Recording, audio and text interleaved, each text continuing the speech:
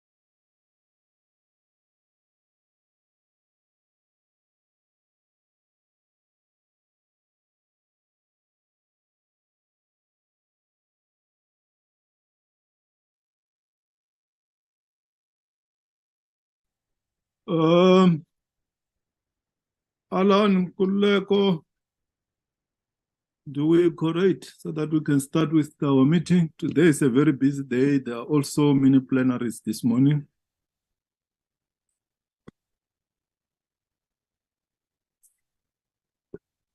Morning, Chairperson. From the side of the Select Committee, we have a couple of members in the platform with two apologies from Mr. Karim and Ms. Mahlangu. But I see as well National Treasury is here, the DG and Mr. Edgar Shishi have joined us.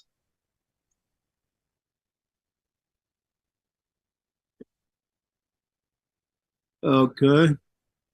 Alan Tebuho. Good morning, Chair. From Standing Finance, I think there's currently 5 members on the platform.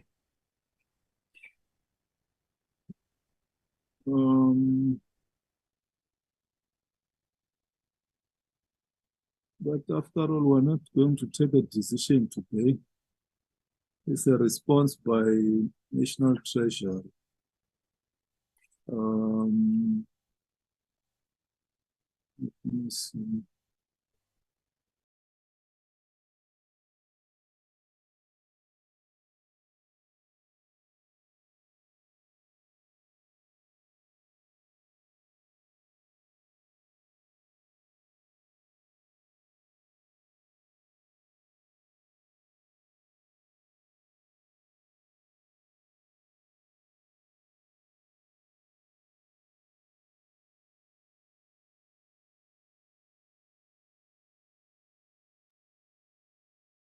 Honorable Rider, where is Dr. George?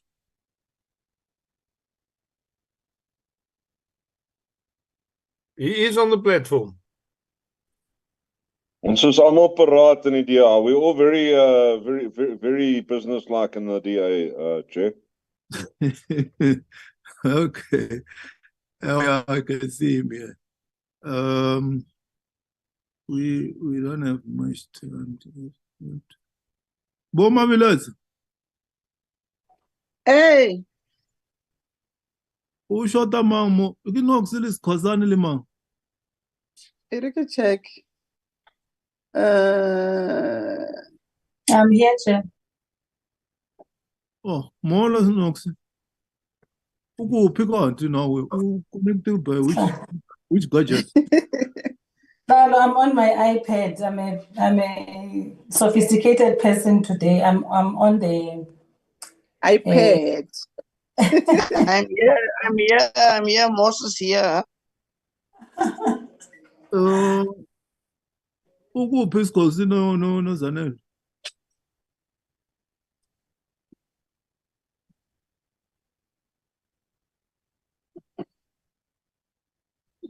Alan, how many are we now? Still only 5 from Standing Finance, Chair.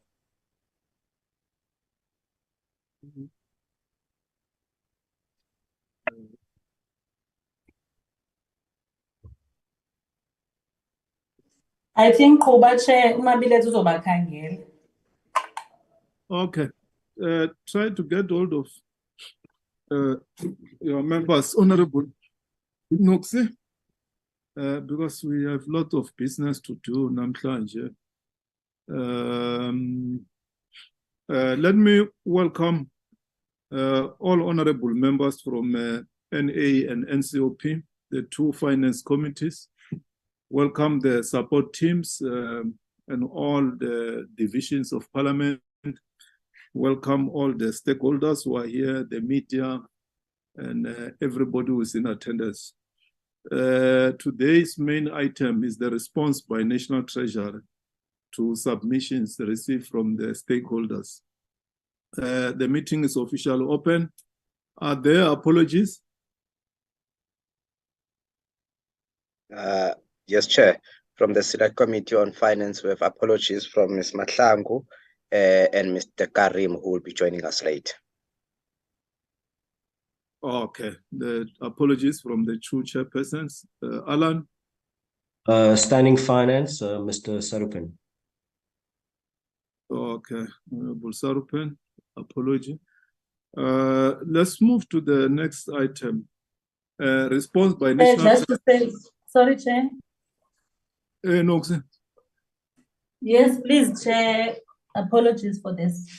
Myself and Mabileza have to get out of the meeting around 10 to participate in the mini plenaries. Thank you. Okay, thanks. Thanks. Then let's get the response by National Treasury to submissions received on the 2023 revised fiscal framework and revenue proposals. Over to you, National Treasury. I'm not sure who's taking a lead. Is it the DG? Is it CC? Whosoever is leading can introduce yourself and the team, then you take over from there. Good morning, Chair. I hope you can hear me, and good morning, honourable members. Duncan Peterson here, Director General at the National Treasury. Chair, we have the team here led by Edgar, who will be taking us through the presentation. But before they do, Chair, I thought that I would just make a couple of opening remarks to provide some broad framing to the detail that the colleagues will be taking us through. And let me just start, Chair, by thanking yourself and the honourable members for this opportunity to be able to respond to the submissions received this week. I think, Chair, perhaps to start with the core challenge that we are facing from a government point of view, as articulated in the MTBPS. And that challenge is really one where rising debt service costs are very significantly crowding out very important social expenditure. Debt service costs is the fastest growing item by economic classification at 8.7%. And because of how fast it's increasing, it is really having a very detrimental impact on our ability as government to prioritize very important and critical social expenditure. And I think that is the core challenge that we face, Chair, along with the fact that that is happening in an environment where growth is very low. And I think which means, therefore, that this rising debt service costs and the associated rising levels of debt in the economy is not being supported by the ability of the economy to service that debt. And I think, Chair, during the course of this week, we have received, I think, some very good recommendations from the various submissions in terms of some of the things that we should consider in order to deal with this challenge. And we certainly are reflecting on those. We will reflect on some of them today. And, Chair, we will also advise on them in the budget in February next year. So I do want to thank the various entities and individuals that have made contributions. And we certainly do appreciate that. As I said before, Chair, the main challenge that underpins this unsustainability of our debt position is our very low growth. And in the MTBPS, we acknowledge the role that the energy and the logistics sectors, and Eskom and Transnet in particular, has played in these very poor growth outcomes. And it's our view, therefore, Chair, which the colleagues will talk to, that in an environment where the economy is constrained by these, what we call the supply side or structural constraints, increasing spending significantly in that kind of environment will not permanently raise economic growth. It might in the very short term bump up growth, but essentially what will happen is that debt service costs will rise even further, more quickly, crowd out more social expenditure, and it will put us in a very unsustainable fiscal position. Which is why, Chair, I think the MTBPS puts forward, in our view, what we consider to be a very balanced approach to fiscal policy. And I just want to highlight the 4 key elements of that, Chair, very briefly, and then I will hand over to Edgar and the colleagues. The first element of that balanced fiscal policy stance, in our view, is that we have to maintain the social wage at 60% of consolidated expenditure. I think that is something the MTBPS does, and it's something that's very critical to us, given the many social challenges that we have. The MTBPS also provides support for personnel-intensive departments to enable them to implement the wage agreement. And that, again, is very important to us from a service delivery perspective. Furthermore, Chair and honourable members, the MTBPS does certainly in the current fiscal year include some additional borrowing. We believe that that additional borrowing is unavoidable this year, but we do intend to place the fiscal framework on a sustainable path over the next 3 years. And then finally, there is 2 elements that are going to be important to our fiscal stance. One, fiscal consolidation over the medium term, to ensure fiscal sustainability, but fiscal consolidation that is carried out in line with the government's priorities and not in an across-the-board manner. And I think that's very important, and the team will highlight that in the presentation. And then finally, Chair, we must continue, and this is the issue that many of the submissions have raised. Our core problem is one of low growth, and therefore we must continue our focus on raising our growth outcomes through the implementation of our structural reforms, fixing the energy and logistics sectors so that they can no longer be a binding constraint on growth, and introducing new mechanisms to boost infrastructure investment. And I think those 4 elements, Chair, in our view, are really the key ways in which we aim to achieve a balanced fiscal stance. Chair, I will now hand over to Edgar and the team to take us through the detailed presentation. Unfortunately, Chair, I need to pop out at just before 10 o'clock because the Deputy Minister and I are briefing NEDLAC today. But of course, Edgar's leading the team and the other colleagues are here. So, Chair, with your permission, I'd like to hand over to Edgar to take us through the presentation. Thank you. Okay, thanks, teacher. And also we accept your apology. Over to you, Menier Sishi. Thank you, Honourable Chair. Thank you very much indeed. And good morning to you and all the honourable members of the joint committees, the colleagues who are here, stakeholders and members of the who are joining today. Chair, as we swiftly go through the presentation, obviously mindful of time, we do wish to advise and we provide a list to the extent that we were able to glean the submissions that came through.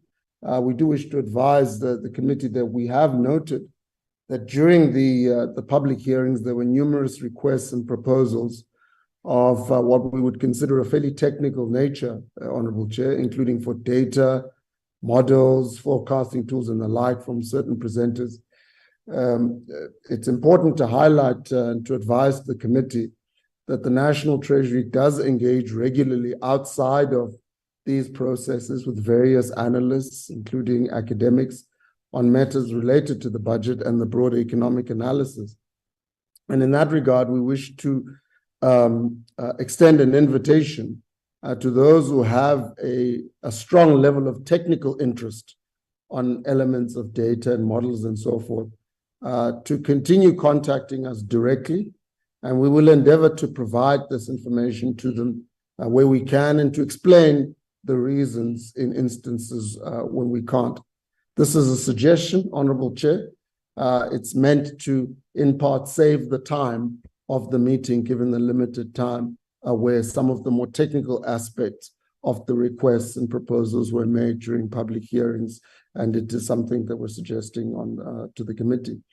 Second, Chair, we also join the committee in acknowledging and welcoming the contributions, including the contributions of young people in the budget process.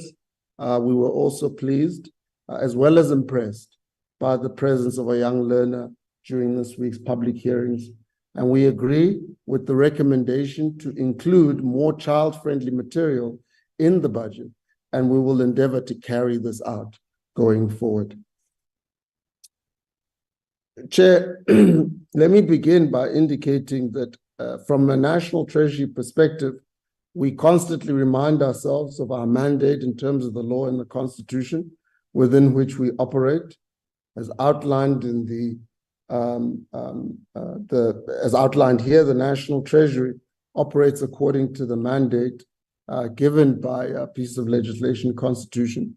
And in this regard, we always make sure, Honorable Chair, that when we come to Parliament, all policies and strategies presented to Parliament are approved by Cabinet, and all bills are vetted by the State Law Advisor and Internal Legal Counsel before being tabled, in order to ensure alignment with the law and the Constitution.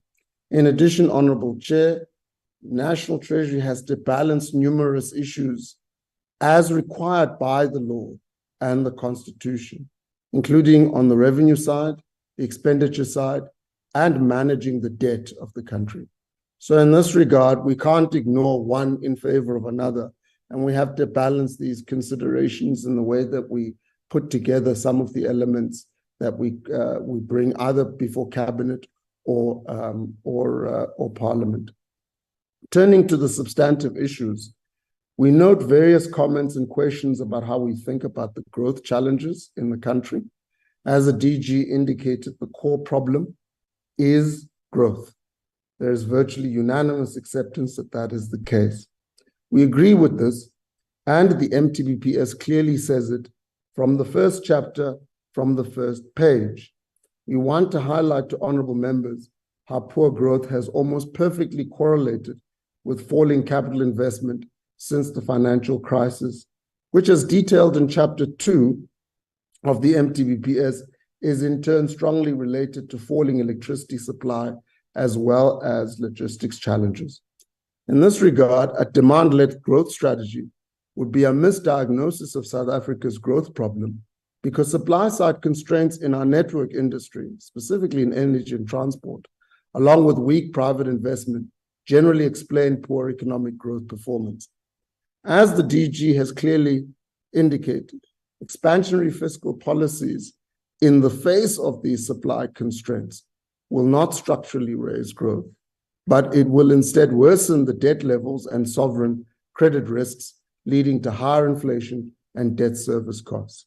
This is important, particularly in view of the reminder we got during the public hearings that future generations will bear the brunt of these pressures if they are not addressed. Since the 2008 global financial crisis, higher public spending and persistent fiscal deficits have not bolstered economic growth. We have shown this, Chair, in several of the presentations we have made to the committees since we tabled the fiscal consolidation strategy in the MTBPS of 2020. we show in our presentations, as well as in the MTBPS, how government spending has risen in real terms for all but one of the last 15 years. In some years, government spending has risen by double digits, far outpacing both inflation and economic growth. But this spending increase did not lead to economic growth, it just led to more debt. Therefore, as shown in the graph on the right in this slide, we note how South Africa's credit risk has become worse than peer countries around the world, including countries that have similar levels of debt, which is indicated on the vertical axis, whereas the horizontal axis indicates the change in credit default swap spreads, which is a proxy for the risk of South Africa's debt. Chair, the sharp increase in government borrowing costs, as the DG has indicated, which is reflected in the elevated debt levels, has pushed up long-term lending rates in the economy, stifling demand and economic activity further. It has also made the cost of capital expensive, which discourages private investment with implications for job creation opportunities. We make this point, Chair, because honorable members did raise a question. We noted the question from Honorable Paiso, for instance, on Wednesday. How does fiscal consolidation relate to economic growth? This is how it relates to it. It relates to addressing the debt burden, which by itself has these implications for the economy. And in addition, the debt burden also has implications for the inflationary pressures on the South African public. And as we show here on the slide, the graph on the right, it is households at the lowest income levels that have the biggest effect in respect of inflation. They suffer more from inflation than anybody else. Therefore, the fiscal framework aims to restore the health of the public finances and reduce the costs of fiscal risks on the overall economy. The budget provides support for the socio-economic challenges of the country. We've said it before and we'll repeat this, Chair. Vulnerable households continue to receive the lion's share of fiscal support, as the DG has indicated, and as can be seen from Chapter 4 of the MTBPS. Over the MTEF, a majority of spending goes to the social wage, including healthcare, education, and social protection. Of course, as debt has risen and as debt service costs have increased, the crowding out effect of that debt service cost makes the support for vulnerable households more difficult, which underscores the need to continue reducing the impact of debt and debt service costs. Chapter 4 of the MTBPS clearly shows that the budget for social protection grows above inflation over the MTF. Public employment will continue to be a part of the budget going forward, and the 2024 budget will outline the departmental allocations, which of course are presented in February and not in the MTBPS. But if you look at the functional tables in Chapter 4, the social protection continues to grow above inflation. And as we indicated, we will present the continuation of the public employment. In the final analysis, however, Chair, raising growth is what's important to provide the most sustainable support for employment in the economy. Chapter 2 of the MTBPS and the minister's speech provides quite a bit of detail and update on government's economic reform plan. These reforms in key sectors are critical for sustained economic growth and economic stability. The agenda has been designed to unlock growth by removing constraints. This includes reforms in the energy sector and a recognition of the fact that the rail inefficiencies, in other words, freight rail, which are the challenges that the DG mentioned, that Transnet in particular is facing, are costing the economy dear and need to be addressed. Efforts to fix rail and port issues are underway, including modernization and improved competition within the rail sector. And finally, more broadly, the reform agenda seeks to build capacity of implementing agents, make appropriate regulatory changes, and restructure sectors to support economic growth. Turning to the issue of the fiscal stance, government spending has exceeded revenue, as I've indicated, since the 2008 global financial crisis. The gap between what government spends and what the revenue that government receives is the fiscal deficit. And these deficits have become persistent over time. Over the past 15 years, South Africa has had, as we show in the MTBPS and is reflected in the graphs here, has had one of the largest increases in government debt as a share of GDP. High levels of borrowing that are unmatched by improvements in economic growth and public services have resulted in debt service costs consuming an ever larger share of public resources and shrinking fiscal space to respond to shocks. As you can see, Chair and honorable members, with the exception of the People's Republic of China, South Africa has had one of the largest increases in growth of any emerging market economy around the world and has exceeded the average of countries. The average has been 22.7%. South Africa's increase in debt has been more than twice that amount. Honorable Chair, many comments have related to the fiscal strategy. We've noted that the criticism is not new and specifically relates to a number of stakeholders' opposition to fiscal consolidation. It is important to point out that the current strategy was first approved by Cabinet and tabled before Parliament in the MTBPS of 2020. In the MTBPS of 2020, Chair, the specific outline of the strategy, among other things, was that debt must stabilize as a percentage of GDP in 2025-26. The strategy maintains the same target to support long-term economic growth, improve effectiveness and composition of spending, and stabilize debt in the same year. For this reason, Chair, and the reason I'm saying this is because the 2023 MTBPS that was tabled last week has a theme of staying the course for growth and sound public finances, because it keeps government on target to achieve its goals, particularly the stabilization of debt by 2025-26.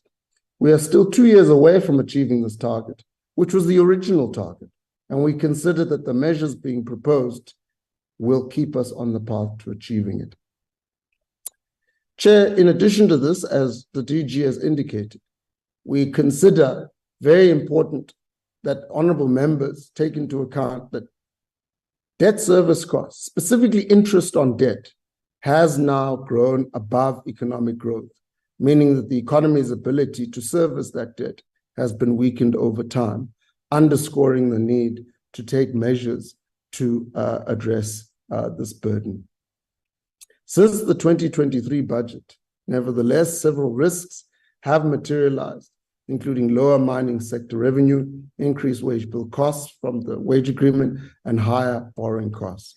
Borrowing costs have also risen across the yield curve, meaning that regardless of the maturity profile of loans and bonds, investors are demanding a premium to compensate them for the risks of investing in South Africa. In fact, and this is a reference to some of the comments around how we should look at changing our debt profile across the maturity over the yield curve. One of the presenters said that we must borrow on the short end of the yield curve. This does not take into account that lenders make changes and reprice when you change your profile. Indeed, in the current year, the change in borrowing costs has been more pronounced in the current year at the shorter end of the maturity profile than at the longer end, as reflected in the graph on the left-hand side. And we want to repeat that, of course, the rising cost of servicing debt reduces the amount available for meeting key national development objectives, as reflected on the right-hand side, further underscoring the need to take direct action in order to address this challenge. For this reason, Chair, we consider that the proposals in the 2023 MTBPS are balanced. As the DG has indicated, the proposals are calibrated to combine the different policy instruments that are required. On the one hand, we've got revenue measures. But we also have revenue measures combined with spending reductions and higher borrowing. Fiscal policy will pursue a balanced approach that includes these three elements. We indicated modest tax revenue measures. I'll return to this later, but also we indicated targeted reductions over the medium term, not across the board, but targeted over the medium term. But it's also important to point out to honorable members that we are borrowing more. The main budget deficit increases by 54.7 billion in the current year, 51.8 billion next year, and 66.7 billion in 2025-26. The gross borrowing requirement for this year, for example, has increased from 515.6 billion rands to 563.6 billion rands. So we are already borrowing more, but we consider that we can do this in a balanced fashion. The reason we're making this point, of course, Chair, is that some are calling for more spending. More spending will mean more borrowing. More borrowing will mean higher debt service costs. Higher debt service costs will create the results that we have already spoken about for the current and future generations. Chair, for the sake of time, I'm not going to read all of these points that are in this slide. Suffice it to say that they outline the infrastructure delivery strategy as indicated by the minister in his speech. Government seeks to shift both the quantity and quality of delivery by significantly increasing the extent to which the private sector is involved in funding infrastructure and providing technical expertise. In Chapter 1 of the MTBPS, we provide a section on how this is meant to be done, specifically with respect to widening the scope for concessional borrowing, as well as a new mechanism through which private sector investors can co-invest with government for selected infrastructure projects. In the meantime, Chair, spending on payments for capital assets remains the fastest growing item of non-interest expenditure.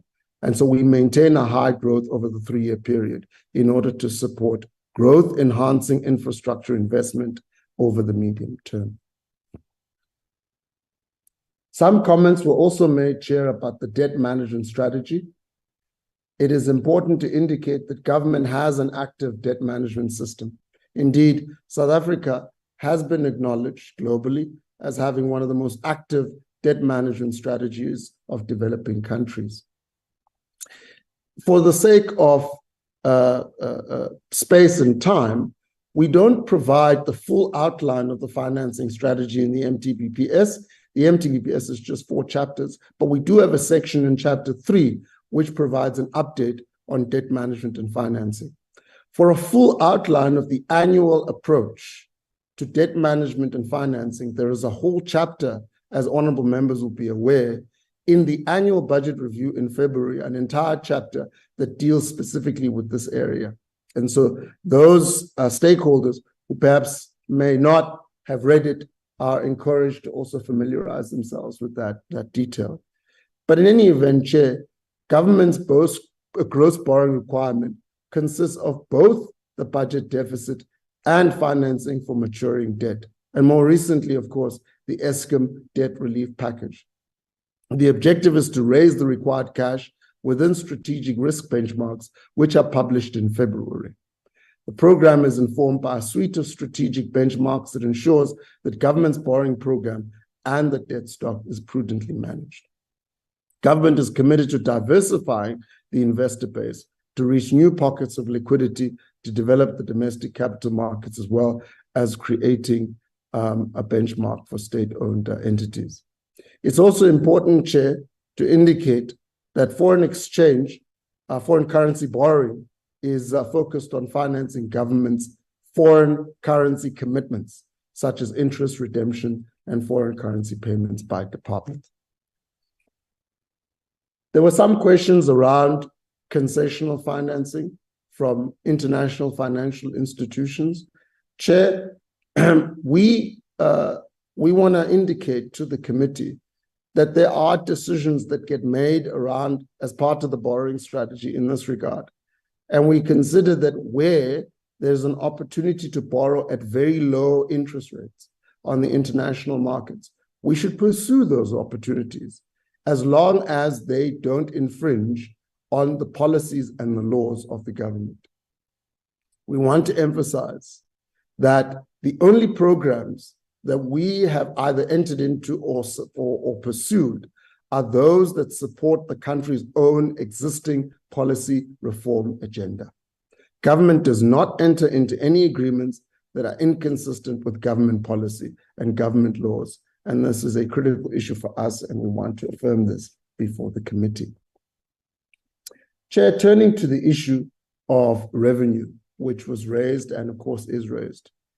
It is important to obviously remind stakeholders that tax policy announcements are typically made in the budget and not in the MTBPS. However, in the MTBPS, we do provide a broad outline of the tax policy direction and an update on matters that were outlined in the budget in 2023. The tax policy direction is informed by a couple of things. The one is to obviously raise revenue for government, and in this regard, we announced that to create a sustainable fiscal position, revenue measures that raising an additional 15 billion will be announced in the 2024 budget. Secondly, revenue raising measures will aim to minimize any negative economic impacts, because in addition to raising revenue for government, taxes have an impact on economic activity. And we're sensitive to this, and we will outline how we minimize the negative economic impacts in the budget. Over the past 3 years, government has focused on measures to protect the tax base and reforms aimed at improving equity, efficiency, certainty, and simplicity. And we outline some of the ways in which this is done in the ensuing slides. For the sake of time, I'm not going to read all of the elements there. We're going to take it as read in terms of the submissions that have already been made, or rather that are being made today, as well as the report that the committee is putting together. Chair, I also want to indicate that, as usual, we take note of the various recommendations on tax issues. The National Treasury welcomes these suggestions, and they will be considered as options in formulating the tax proposals that will be announced in the 2024 budget. We provide a list of them here just to indicate that we have taken note of the very comprehensive set of recommendations that have been made that will be taken into account as we go forward. Chair, it's also important to outline issues that have been raised in respect of the assumptions underlying the revenue estimates at the time of the 2023 budget. Let me point out that in line with the revisions to the macroeconomic outlook, tax-based growth and revenue estimates have been revised lower. They were revised lower in the 2023 budget, and they're being revised lower again. With respect to the 2023 budget, as we indicated in Chapter 4 of the budget review in February, revenue was revised down because we have been making the point for some time that revenue gains from high commodity prices in recent years have consistently been accounted for as temporary. The correction in commodity prices that was expected in 2023, or rather the correction in commodity prices in 2023 has been much larger than what was previously projected. And that is the reason why corporate tax receipts ended up coming in, or they're coming in lower than what was projected. It's because of what has happened in commodity prices. Corporate tax and net VAT collections have again been revised lower in the 2023 MTBPS across the medium term, in line with a weaker outlook for medium-term tax growth and stronger value-added tax refunds over the medium term. Chair, there are other tax policy issues that I'm not going to go through in detail. Safe to say that, firstly, it was put to us that the issue of the corporate tax rate was an issue, and suggestions were made in this regard. I do want to point out that the reduction in the headline corporate tax rate was complemented by other measures that sought to broaden the tax base. In other words, to increase the taxable income. And it was estimated that when combined, there would be no overall impact on corporate tax revenue for the fiscus. We indicated this in the budget review at the time. Given this, we do not expect a material negative revenue effect. It's also important to point out, Chair, that despite some of the statements that were made, this change was implemented for companies with years of assessment starting on or after April 2022. Some of these companies have not filed the 2023 return yet. In other words, it's not correct to reach a conclusion at this time about the potential negative impact of the corporate package. Chair, we also want to indicate in respect of the employment tax incentive that there have been numerous reviews that have been done in this regard. We acknowledge that the research that's been done on the employment tax incentive has been mixed. However, the findings of the reviews that were tabled at NEDLEC, including the one in particular in 2018, were shared with the committees who agreed with NEDLEC partners that the incentive be extended from 2019 to 2029. Finally, Chair, there were issues raised around concerns around the cost and the effects and potential unintended consequences of the renewable energy tax incentives. And we are, of course, continuing to work on this. These are new. We haven't received, of course, the final numbers in this regard because they are new for the current year. And of course, we will provide an update on these as we go along. Chair, we also want to address issues related to credibility that were raised. It is important, Chair, to point out, having taken note of some of the statements that were made and the quotations that were put out, that research and advice on fiscal consolidation is varied and offers insights based on country-specific conditions. The most recent policy advice from international sources to South Africa has been quite unequivocal, and we can provide this to all of the stakeholders. In fact, it is available publicly. South Africa has been advised to urgently implement fiscal consolidation measures to rein in public debt and provide support that grows the economy. This is the policy choice embedded in the fiscal strategy. There's a lot of accredited research, and we consider that there is varied insights that can be given in this regard. The main reason also, Chair, we want to point out for the significant proposed adjustments in the 2023 MTBPS is the revenue underperformance. That's the number one reason for the significant changes. And this is in line with Section 30 of the PFMA because it affects government's fiscal targets.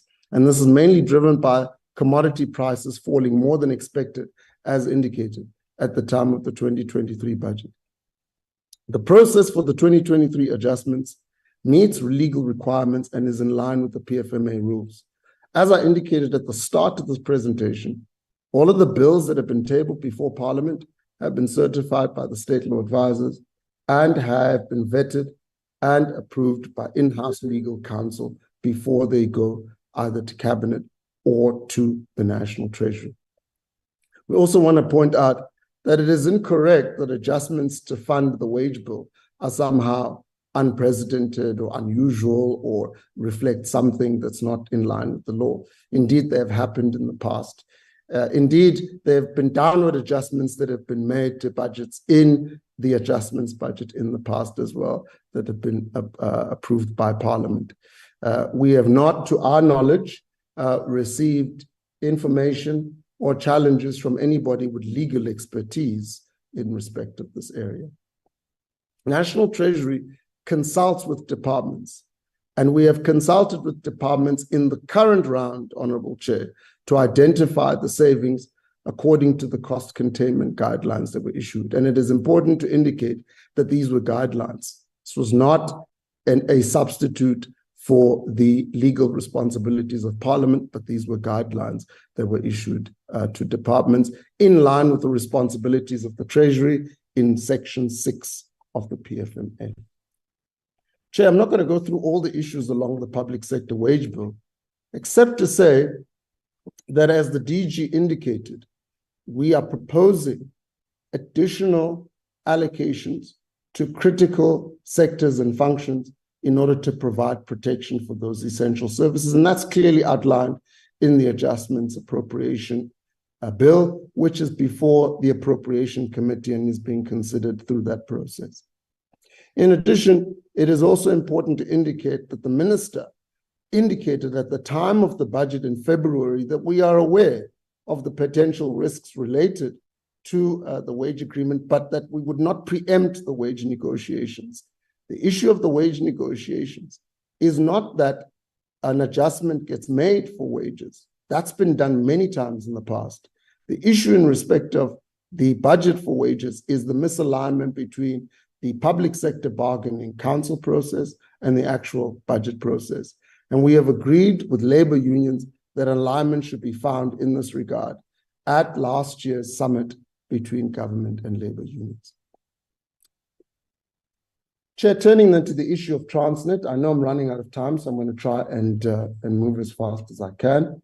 It is important to point out that the processes around Transnet are ongoing, and that in this regard, it will only be possible to provide detailed information on the way forward once these processes and discussions conclude. And I'm talking here in particular about statements that were made about any potential support for Transnet.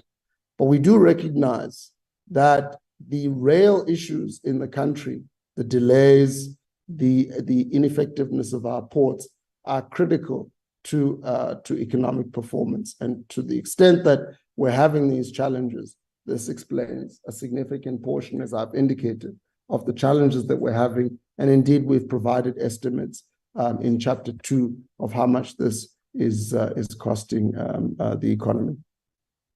We are working with Transnet and the Department of Public Enterprises in respect of Transnet's debt obligations, but it's also important to indicate and remind the committee that there is a multi-stakeholder process run through the presidency via the National Logistics Crisis Committee that is currently underway to provide a coherent and integrated response to the challenges within the logistics system. Chair, there were numerous statements and questions around Eskom.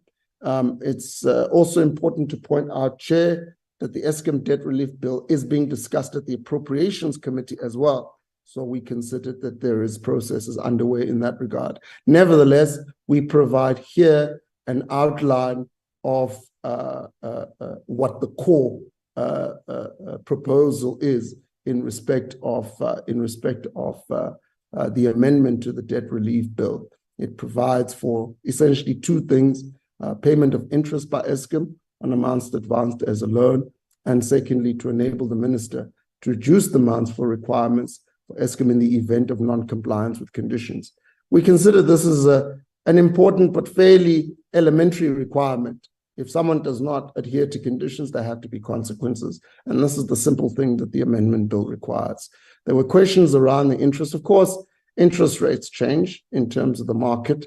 And so I think we'd be perfectly willing to engage with those issues on a bilateral level, as we go along in respect of the rate of interest that must be paid. Chair, I'm going to proceed, notwithstanding the rest of the items, for the sake of time, so that we can come to a close. I recognize that we only have probably about 5 or so minutes that are left. Chair, there were other issues that were raised, including the reprioritization to fund the presidential employment program. This is a matter that, of course, has been discussed at length, particularly at Cabinet. And we want to just outline that the current phases of the EPWP are coming to an end in March 2024. But we also consider that EPWP and all the other, let me not say EPWP, let me say all of the employment programs of government are scattered throughout the system. And in this regard, a holistic approach to public employment programs is required. The President has championed successful programs for employment creation. And the 2024 budget will include a comprehensive funding proposals for the public employment creation as we go forward. So the idea is that we need a holistic approach, Chair, a comprehensive way, rather than a scattered approach. There were questions raised around gender-based budgeting. I'm pleased to inform the committee that the implementation of phase 1 of the gender-responsive budgeting roadmap is well underway.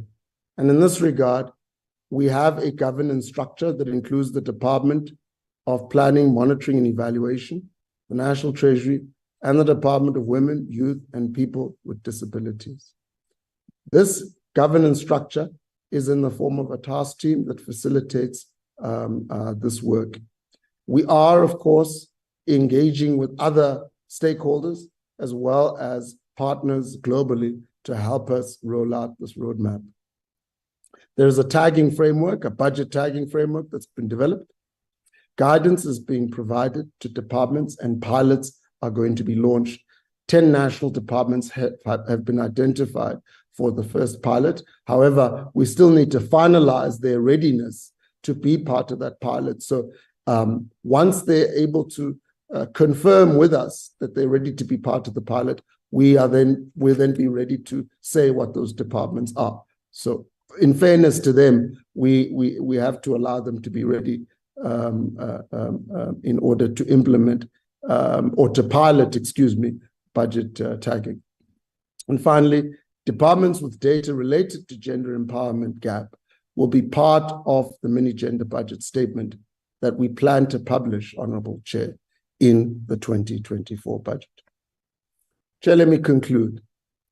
Government's macroeconomic framework supports the economy by mitigating fiscal risks, building buffers against economic shocks, stabilizing debt, and reducing the degree to which servicing debt crowds out development priorities. The medium-term reforms focus on strengthening the performance of electricity, rail, transport, and logistics, and improving the functioning of the state, as outlined in Chapter 1. Over the medium term, government will maintain a prudent fiscal stance, which will promote economic growth and support the most vulnerable members of society while stabilizing the public finances and reducing fiscal and economic risks.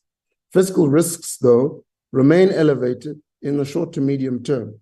So we know that even though we have these plans, there are risks to these plans, and the major risks to the framework include, first, weaker than expected global and domestic economic growth, which would slow revenue growth and widen the budget deficit. The second risk is continued losses by municipalities and state-owned companies, which would result in requests for bailouts. And the final risk is higher borrowing costs because of the elevated risk premium and tighter global monetary conditions. Chair, we also wish to point out that in an understanding of the risks, we do make some provision, although we don't think it's enough, but within the constraints that we face, we try to make some provision.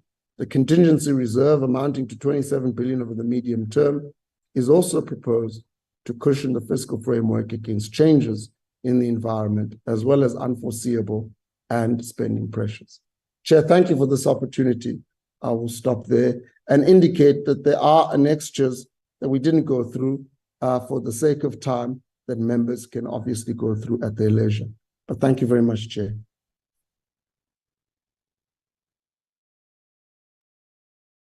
Thanks very much to the DG and Mr. Sishi for the responses from Treasury. It was carefully thought of. There's been a lot of preparation to arrive at this document that you have presented here to respond to issues raised by the stakeholders. Thanks for that. Now we come to comments from participants. Each participant is allocated 4 minutes. I will request that you time yourself so that we try as much as we can to save the time that we have. As I've said, that we have got lots of items, as you have heard, other honorable members, they have to rush to mini plenaries. Honorable Alexander Nduto Are you raising your hands? Honorable Please, Chair, I'm ready. We're getting a chance. Thank Honorable Zitoy. Thank you, Honorable Chair. Honorable Chair, I'll be brief. Firstly, thank you for National Treasury for the presentation and for their feedback. Just one question that I've posed in a written comment in the past. I want to know, with regards to the 300 million that was allocated towards the political party funding, how did they come to that specific amount, and what is the motivation behind it? Thank you, Chair. That's all from me. Bara Zitoy. Our time as a committee will come at item 4. If you look at our agenda, we are now at item 3, where we'll be getting comments from participants. Okay, thank you, Chair. After participants, it will be ourselves as committee members on that item 4.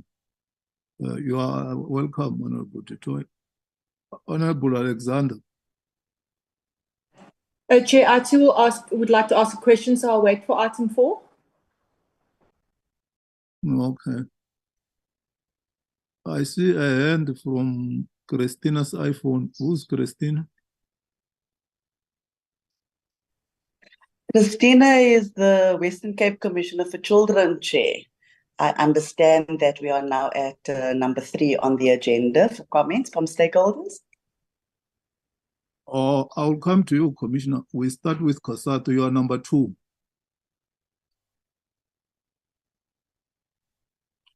You will come after Kosato, Commissioner. Thank you, sir. You're welcome. Comrade Matthew, are you there? Good morning, Chair. Yes, no, I'm here. Good morning, Chair. Good morning, members. Okay, you have got 4 minutes. Over to you. Okay. No, thanks very much, Chair. And thanks to members for always giving space to civil society to raise our views. I think we do appreciate the response by Treasury, but I think, Chair, we remain, concerned that we really feel that the MTBS, we appreciate it's not a new budget per se, that would come in February, but we felt beyond an accounting exercise, shifting some funds here, shifting some funds here. There was no real response to the many crises we're facing as a society, as an economy. We have, very tepid economic growth rates, huge unemployment rates, real problems of crime and corruption and poverty, inequality. Transnet is hanging on for dear life. That's squeezing and suffocating the mining and manufacturing, agricultural sectors. And there was not much on the MTBS besides saying we're going to shift some money from Home Affairs, shift some from health, from education, etc. And we disagree fundamentally, Chair, with Treasury that we have an expenditure crisis. We have a revenue crisis simply because of the chaos of Transnet, which is hitting the mining, manufacturing, agricultural sectors. Or we have a crisis of growing the economy. So we have to see how to do the fundamental causes, but looking simply for the symptoms, that's not going to address anything. We'll still be in the same crisis in February. And in fact, Chair, members, if you don't fix Transnet, we think that in February we have a worse bloodbath. If you have a 56 billion rand shortfall right now of revenue, if it increases to 100 billion rand in February, there's no amount of tinkering the wage bill that's going to address that issue. Wage bill is only about 700 billion rand, roughly. We understand the need to reprioritize and to cut at times, but we need to do it in a way which rebuilds the state, which protects the poor, which grows the economy. We were quite surprised, and it hasn't got much publicity. In the MTBS, it actually admits that there's no crisis of the wage bill. The wage bill in the MTBS has decreased from 35 to 31% of the budget. The headcount is shrinking. The crisis is a crisis in company tax revenue collection. I think, Chair, we are quite worried about some of the cuts to frontline service departments and the impact upon service delivery, and especially if you look at the MTEF period as well, further cuts around the value chain across departments. Eskom is doing quite well, but we really had hoped we would have said, let's give them additional support. We're not out of the woods yet. But I think for us, the greatest disappointment is the lack of concrete measures to give support to Transnet and PRASA.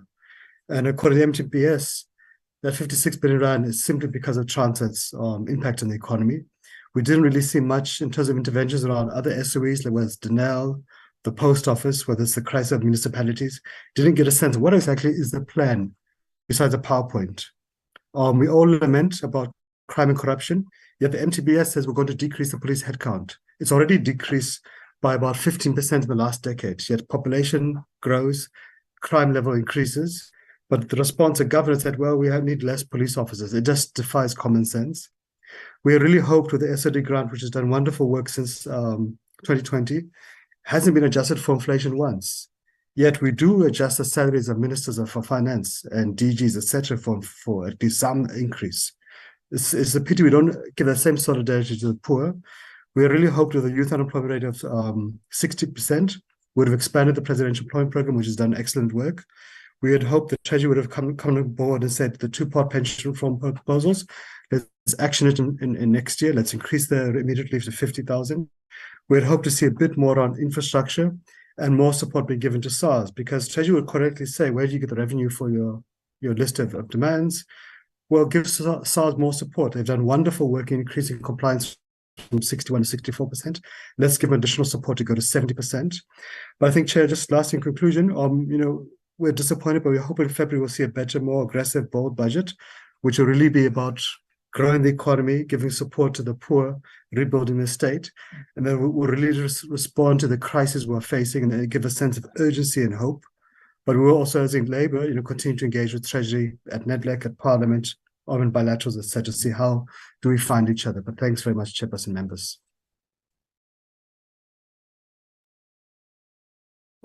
Thanks, Comrade Matthews, and also thank you for just using 3 minutes of your 4 minutes allocated to you. Thanks. Western Cape Commissioner, are you there? Is our friend there, or you are alone today? I am here. I have a different friend today. So John Lee Plaatjes, 16 years old, does homeschooling, and he's been available to follow the discussion this morning. I'm going to give him the first word, Chair. He's got 2 points, and then I have 3 points. We will definitely finish before our 4 minutes is up. John Lee, over to you. Good morning, Chair, honorable members, stakeholders, members of the public. Firstly, I'll be speaking about how child-friendly the presentation was today. If it was not for the training that Commissioner Christina Nyungu had given me about local budget training and government training, I would not be able to understand half of the information that was presented this morning. So I'm thinking about all those kids who do not have that training, do not have the facilities to be trained in that matter. They wouldn't have been able to understand anything being said in the meeting today. So I personally do not think the presentation was that child-friendly, although I understood half of it, most children would not. And then secondly, I personally feel that the child grant is not a sustainable amount to provide the basic needs of a child, especially with inflation households are facing, like we mentioned before. With inflation at a 4.8%, a 510 Rand would not be suitable to sustain a single child. I hope that all grants that are targeted towards children or are focused on children will be discussed to be increased in the real terms that beats the current inflation that we are facing today. Thank you. Back to the Commissioner for Children.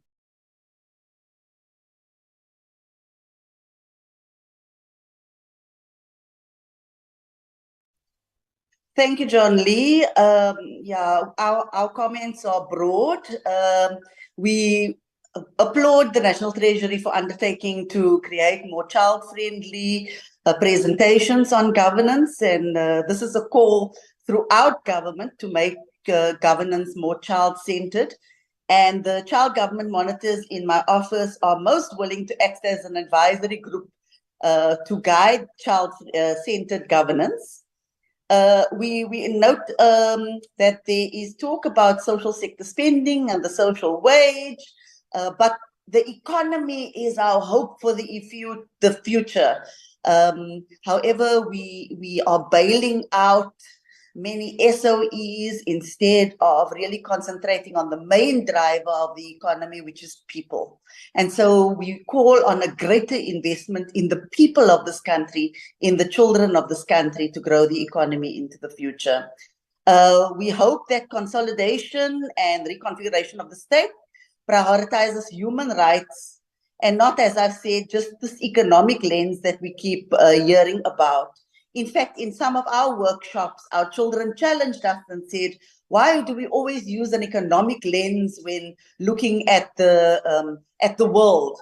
Why not look at the world through a child happiness lens? Because if we reach the outcome of child happiness, we will know our society is doing well. Thank you very much for this opportunity. We really do appreciate it. Thanks very much, Commissioner, and to our friend there, John Lee. Thanks very much for your input, and pass our regard to our friend Tara and all the children. Thanks very much, Commissioner, for your efforts to bring children to the parliamentary platform at their stage. Some of us have never had this kind of an opportunity to interact with Parliament at the stage at which Tara and John Lee are. Thanks very much. Let's move to Institute for Economic Justice. Over to you, 4 minutes. Thanks for the opportunity, Chair. I think we acknowledge and welcome the response from Treasury. However, we are very much disappointed that the stance of fiscal consolidation is still being prioritized, and we would have been great to have reflections from Treasury, in particular about evidence on how this stance of fiscal consolidation has contributed to, in particular, the levels of debt and the debt deficit, as well as the poor growth outcomes. Because in as much as the Treasury reflected on how spending has not brought about growth, I think what we've shown alongside other progressive social forces is that there has been, since 2012, when you take into account inflation, real cuts to expenditure. And so we're disappointed that the Treasury didn't put on the table diverging evidence, which shows in particular that fiscal consolidation has led to growth, and reflecting in particular on the South African context, because they've mentioned that studies vary according to context, but in our context, I think we would have required that evidence that shows that fiscal consolidation has led to positive outcomes in our country. And we believe that this is not the case, and we're still waiting for such evidence. And then in terms of the proposals around considerations of the tax proposals, I think we welcome that they will be put forward next year, including not increasing VAT and considerations of a wealth tax in particular. I want to go to the issue of, or still on fiscal consolidation, just a question on when will this fiscal consolidation come to a close? Because what we've seen is in previous budgets,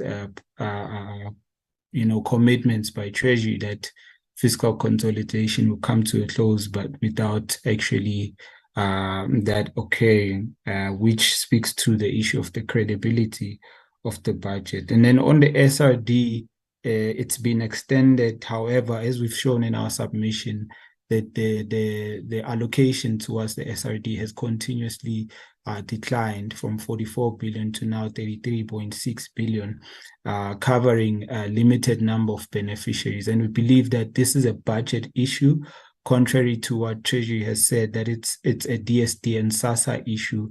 And so the budget cap that Treasury has been placing on this has limited the number of beneficiaries. So we'd like to understand in particular why this is the case, and why it hasn't been adjusted to not only inflation, but improved to the food poverty line.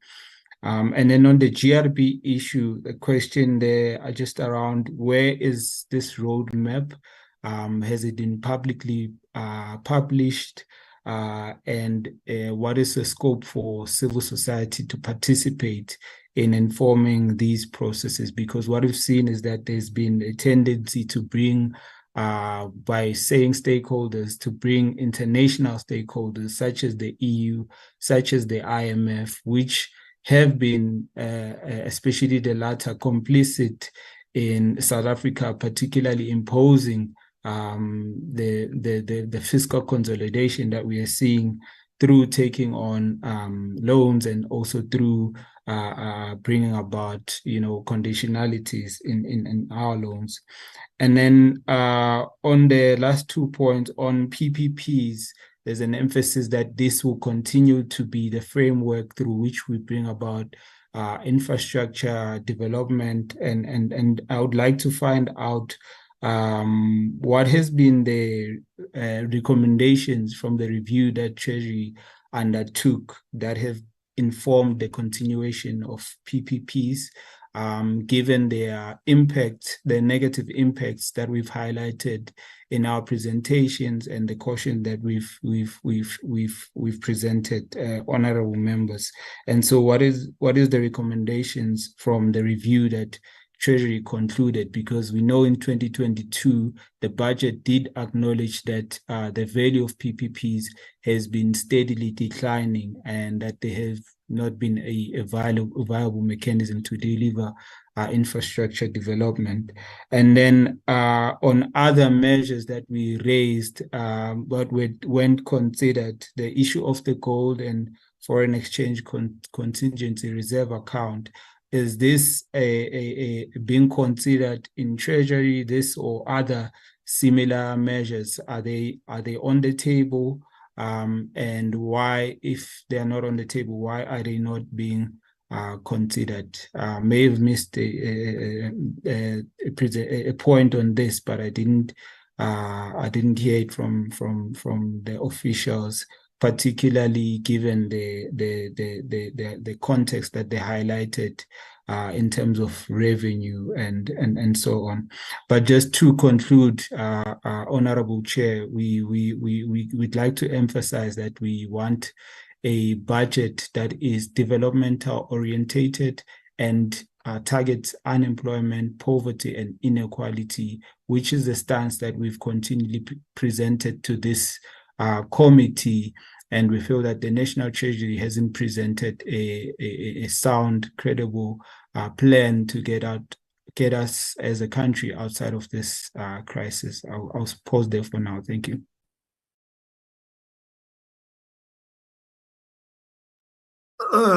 Thanks, Zimbali, for your comments. Let's move to Coalition on Debt Justice. Over to you. Thank you, Honorable Speaker. Thank you, honorable members. Sorry, I'm a bit sick, so I apologize if I'm not completely audible. I just wanted to respond to the statements made about international debt and international financial institutions. And the point was made by National Treasury officials that, there was no conditionalities on the loans that are outside of the existing policy reform agenda of the government. And I think that this is quite an important point to kind of just push back on slightly. And I just want to bring up some of the evidence from the World Bank loan, for example. The World Bank loan during COVID-19 had about 7 conditionalities, prior actions that had to be met before the disbursement was made. So the agreement was made was negotiated between 2020, but the disbursement of the so-called COVID-19 loan was only made after the pandemic. It was only made in late 2022, and it was made on condition that certain conditionalities were met, right? And I think that this is concerning for 2 reasons. The first reason is that as soon as a South African government official signs a loan agreement that says that we will do A, B, and C in order to get a loan from you, that as soon as that is signed, that undermines our national sovereignty. That undermines our ability to change our policy direction. It undermines our ability to make our decisions because we're locked in by a loan agreement, right? And the loan agreement isn't a massive amount, but I'm talking here about the principle, right? South Africa is a constitutional democracy. And when we sign loan agreements that undermine our ability to democratically inform our policies and our policy direction on an ongoing basis, we are undermining our sovereignty and we are undermining our democracy. And for now, it's not a huge issue But looking into the future, if this president is taken forward, then there's little reason for a parliament to exist, because the policies are informed by a discussion between National Treasury officials, the Minister of Finance, and whoever, the World Bank, the IMF. So that's just the first point on that. And just to say that, if an agreement is signed between election years, that agreement is binding across election years. So it doesn't really matter who is elected in the next dispensation, because you're locked in, right, in terms of your policy. So, excuse me, that's the first point on that. I would also like to just go back to the conditionalities of the World Bank loan. And 3 of them were related to the pandemic, and no one can really disagree with them. It was the continuation of the SRD grant. It was the introduction of the electronic vaccination data system, and ensuring direct payment of unemployment cash payments, right? But there were 4 conditionalities that were unrelated to the pandemic. One of them was approving the Financial Sector Laws Amendment Bill, another approving the National Climate Change Bill and its submissions to Parliament, and others, updating the nationally determined contributions with relation to climate change. And finally, the last conditionality was to exempt licensing embedded generation with installed capacity of less than 100 megawatts. So if there is a conditionality on a loan agreement with an external institution outside of the government that demands approval from Parliament on anything, we must be very concerned about this, because external institutions shouldn't be telling our Parliament what to approve or not to approve. So that's just a warning going into the future, I suppose.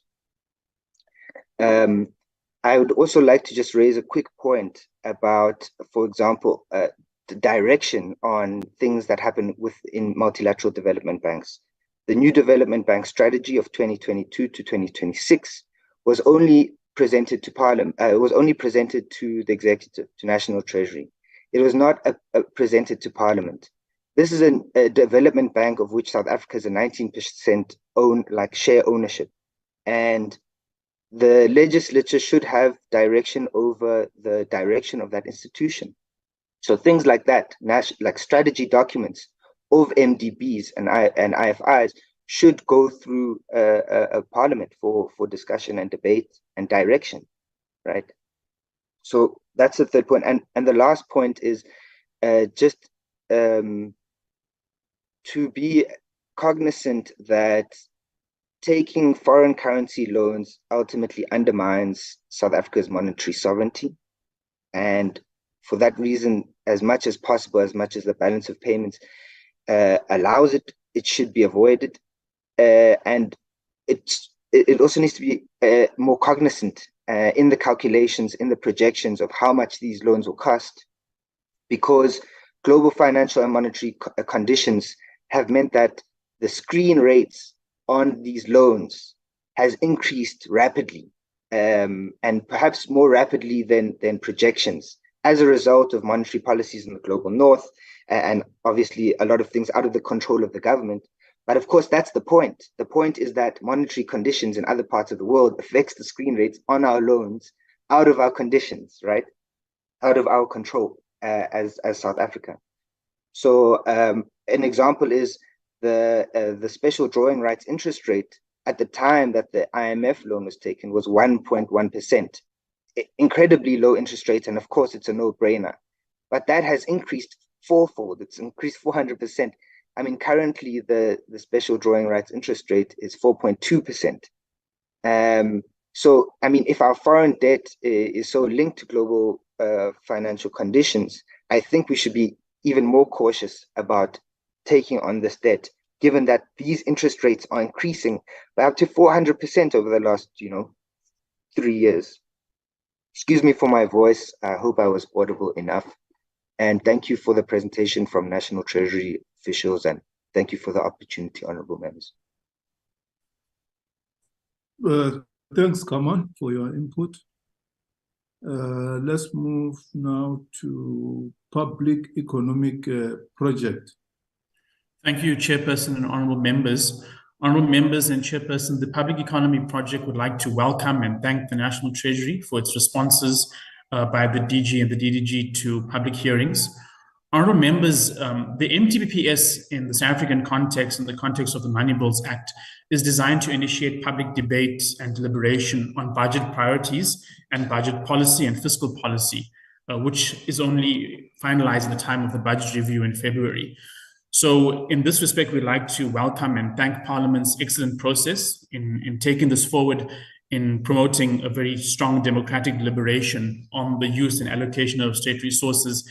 And the Public Economy Project will continue to contribute to this debate in the run-up and obviously in the following up of the budget being tabled at the end of February.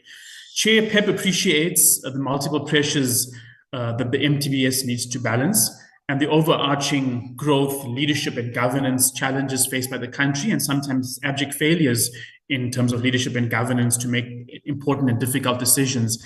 And these complicate and conflate. And the nexus is obviously in the context of the MTBPS and budget and the budget policy. And so many of these challenges are not strictly within the mandate or within the reach of the MTBPS or the National Treasury, and we fully appreciate that, but nonetheless, it needs to be articulated as we go forward. So Chairperson and honourable members, the Public Economy Project looks forward to further engagements and working together with the committee and Parliament to strengthen the democratic governance of state resources. Thank you very much. Thanks very much, Rashad, for your input. Let's move to Alternative Information and Development Center. Good morning, comrades, and thank you, Chair. I have 5 very quick points to make within my allotted 4 minutes. The first point is that the budget and the medium-term budget framework must be put in the context of South Africa's mass structural unemployment, unparalleled levels of inequality, and more than half the population living on below the upper bound poverty level.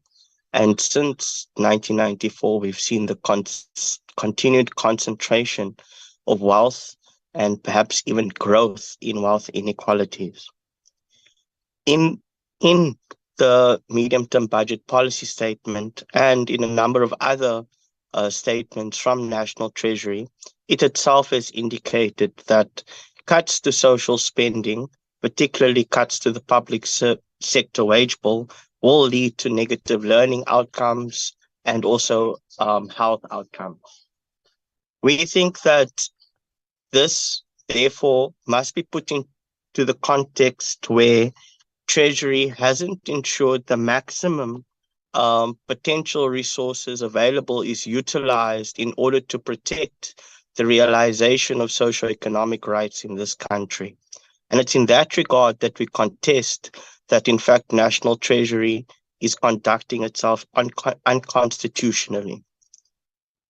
Thirdly, we want to argue that it's important for National Treasury to indicate clearly what the economic paradigm it develops its economic policy proposals on and the assumptions on which its economic policies rest. We argue and contend that it's based on this unwavering commitment to an export-led economy that has in fact proven to be an obstacle to creating sufficient jobs to absorb enough unemployed people in order to reduce the level of unemployment and also to redistribute income inequality from the rich to the poor. The fourth comment we have to make is that National Treasury fails to comment on the possibility of utilizing the full balance sheet of the country over and above looking at various tax proposals. Specifically, for example, the utilization of the government employees pension fund and looking to borrow more domestically, but at concessional interest rates. Of course, we already know that the GEPF lends to various state institutions and the state itself, but why are they not done at below market rates?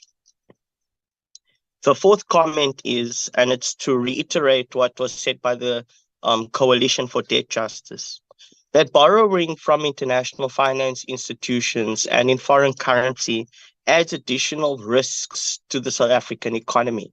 In the first instance, it relates to the South Africans' weak exchange rate within the global financial architecture, and based on the fact that the most of the foreign loans that we are taking are in dollars and or euros, it means that there's a massive risk of currency depreciation and a growth in the repayment of those loans in rand terms.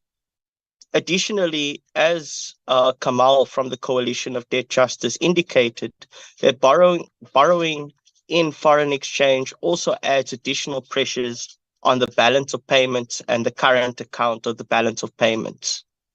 Therefore, we think that it's critical to prioritize borrowing from domestic public institutions at below market rates to reduce the debt burden.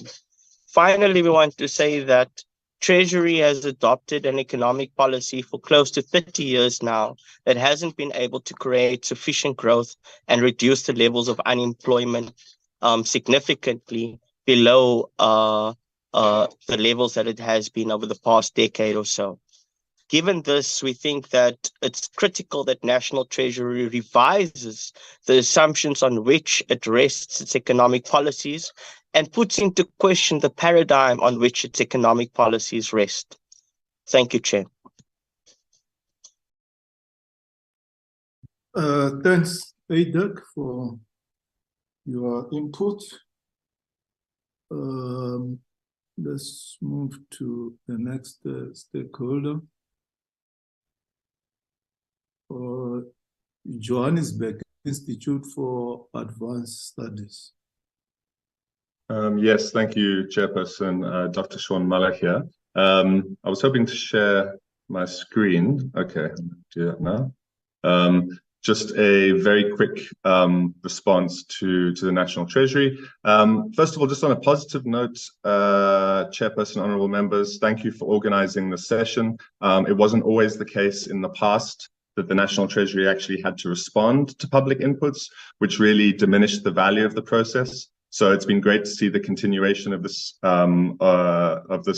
protocol, and I hope it will continue indefinitely into the future. Just in response to the National Treasury's responses to the submissions, I'm going to go through a few simple things at the beginning. The issue of the interest rate on the Eskom loan, the Treasury's response is rather vague. It doesn't really address the concern. This is not something, it's far too important to just be left up to the minister's discretion. It is an issue that the committees should have oversight over. It's not entirely clear to me why it's with the appropriations committees, but I'll make a separate submission to those when appropriate. I note that there was no response from the Treasury on the question as to what the effect of the Lady R controversy was on borrowing costs or any other negative fiscal effects. So there was no response on that. Getting on to some of the more complex or substantive issues, on the social relief of distress grant, as some of the other presenters have already mentioned, the Treasury still hasn't explained how it reached its budgeted estimates. I think this is very important. I would also agree that it's not an issue for the Social Development Department. It's clearly driven by budgetary considerations. And I think it's important, whether or not one is in favor of the limitations that are being imposed, but it's important for oversight and transparency that the National Treasury presents those to the relevant committees, either finance or appropriations. I note particularly relevant to the finance committees that there was no response on the National Treasury's approach to the litigation on the SRD grant and the potential risks involved, and that is concerning. On the issue of the employment tax incentive, unfortunately, the National Treasury continues in its presentations and representations to these committees to ignore extensive analysis and criticism, which I published in an academic paper on the ETI in 2020. To my knowledge, that is the most comprehensive paper on the ETI to date. It essentially suggests that there was never really a strong basis for introducing it. There is no evidence that it's creating jobs, and as a result, it's essentially just a subsidy to corporate profits. It is concerning to me, honourable members, that National Treasury continues to ignore this research and make representations to the committee that ignores this research. On a related issue of the renewable energy tax incentive, again, we have an incentive that may well not be doing what it's supposed to be doing, and moreover is costing more than it's supposed to be costing. Treasury say they'll revert to the committees when they have data from SARS, but as I said in my presentation previously, this effectively seems to amount to National Treasury writing a blank check. They do not address the concern that the cost of the incentive has far exceeded the original proposal and is undermining net revenue collection, which is one of the major concerns that National Treasury itself is presenting to the committee, and the DG presented to the committee earlier today. I also note that, again, unfortunately, the Treasury has not addressed this fundamental question of the balance between revenue and expenditure. Note, honourable members, I'm not stating a position as to what the exact balance should be. The National Treasury is essentially making proposals in the medium-term budget policy statement, which place most of the burden of fiscal consolidation on expenditure, but they haven't actually substantiated that. They haven't provided the reasons. And this is important because it has welfare implications, right? Choosing to cut expenditure on healthcare has very different welfare implications to, for example, raising corporate tax rates. So that needs to be justified. On the issue of structural reforms, I didn't mention this in my presentation, but it came up earlier in the Treasury's response. I should just note, and I've said this before, that my view is these should not actually be the responsibility of Treasury. These go outside the mandate of Treasury. And I've critiqued, along with my co-author, actual proposals around these structural reforms elsewhere, around transport, the transport bill that's just passed through Parliament and ESCOM unbundling. But I would like to acknowledge that other commentators are also responsible for encouraging this approach by insisting that National Treasury should be driving growth. So there are problems on both sides. And then finally, and I think it's important to end on this point because, again, this is about the oversight process and committees. On the issue of models and data, I agree with the DDG that these should not be part of this response session. There simply isn't enough time. But what I propose and what I am proposing is that these should be provided to the committees when tabling related proposals. That's standard practice. So when the National Treasury, for example, comes and proposes a renewable energy tax incentive to the financing committees, and it says it's going to cost 9 billion and it's going to have beneficial effects, then it should provide the modeling that justifies those claims. This applies to the employment tax incentive. It applies to other claims as well. So this is just a basic principle. And I don't think, although I will follow up with the National Treasury myself, I don't think it's really acceptable to resolve that with bilateral engagements. This is about the legislature oversight. And so this information should be provided to the legislatures. Just to end on this note, honourable members, for those who may not have seen this or who might doubt it, these are just excerpts of my research on the employment tax incentive. I will happily send that again to committees, given that National Treasury either is not aware of it or continues to ignore it. Thank you for the opportunity. Thanks, Dr. Sean Muller, for your comments. South African Breweries, over to you. Thank you, Chair, for the opportunity to respond to National Treasury, and thank you to National Treasury for responding comprehensively to our inputs made into the public hearings. Hello. Fadzan, can you put on the video? We don't want to interact with the ghost here. Okay, no stress. Yes. Hello, good morning once again, and thank you, Chair, for this opportunity and National Treasury for the response given to ourselves that have presented at the public hearings. I have 2 points to make. Firstly, to the commentary that National Treasury has made regarding demand-led growth.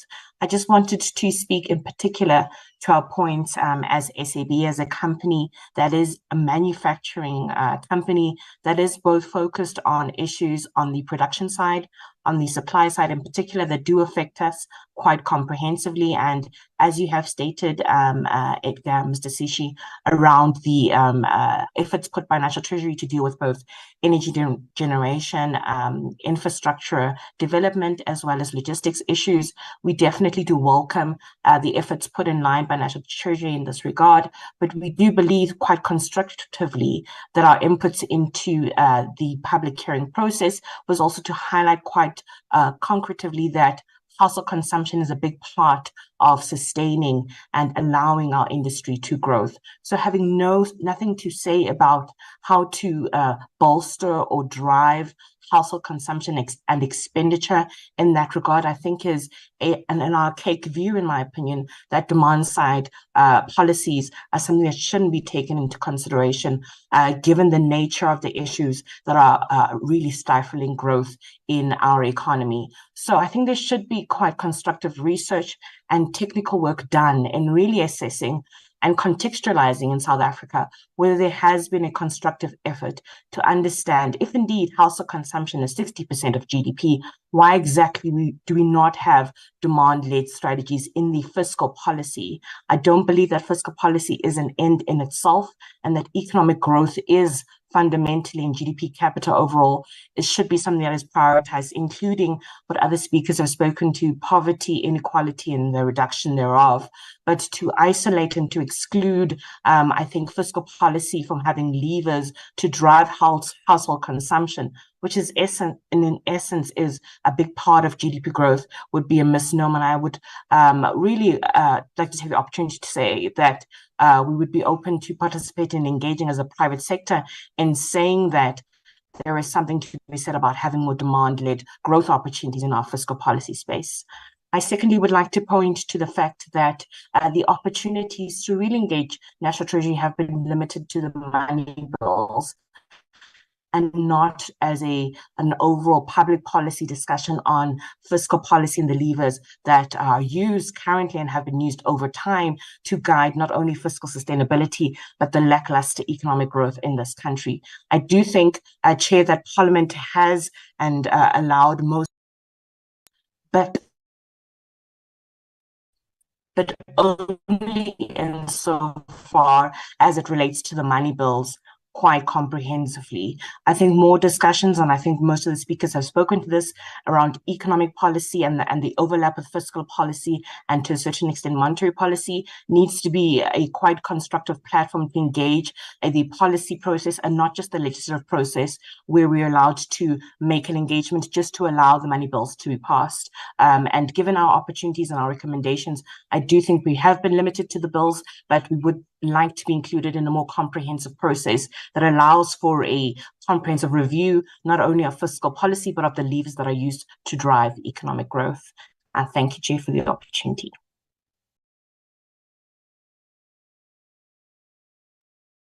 Thanks, Fatsane. PBO, Dr. Are you there?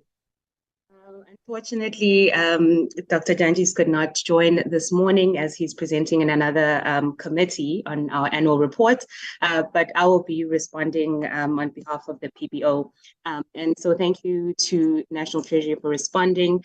As the PBO, we've continuously noted that fiscal consolidation is not working, and even presented evidence that fiscal consolidation leads to permanent reductions in GDP and higher debt levels. And so one of the things that we need to critically look at is what have been the effects of continued fiscal consolidation on our economy. And there's a concept called economic scarring, where you have medium to long-term effects of decisions that were made. So there needs to be a longer-term view on how fiscal policy in South Africa itself is impacting society. And that includes, if we cut healthcare today, what does it mean in the future? What are the costs of cutting healthcare expenditure in today's terms? So balancing is not about today. It's actually about taking a longer-term view. We've also continued to ask, where will growth come from?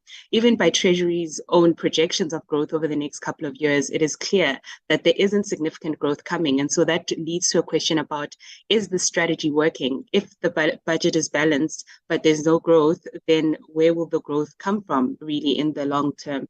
We've also noted that by government's own admission, we are not making significant progress in the National Development Plan goals. And so continuously we say, how does the budget speak to those, or the progression towards those? We've also highlighted that public-private partnerships should be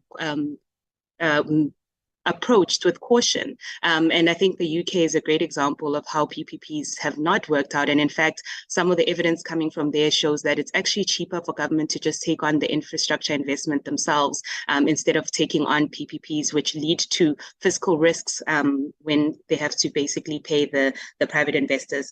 Lastly, the other thing that we'd like to note, which has also been noted on this platform already, is that there's really a misunderstanding and misrepresenting of the demand constraints that the South Africa's economy faces.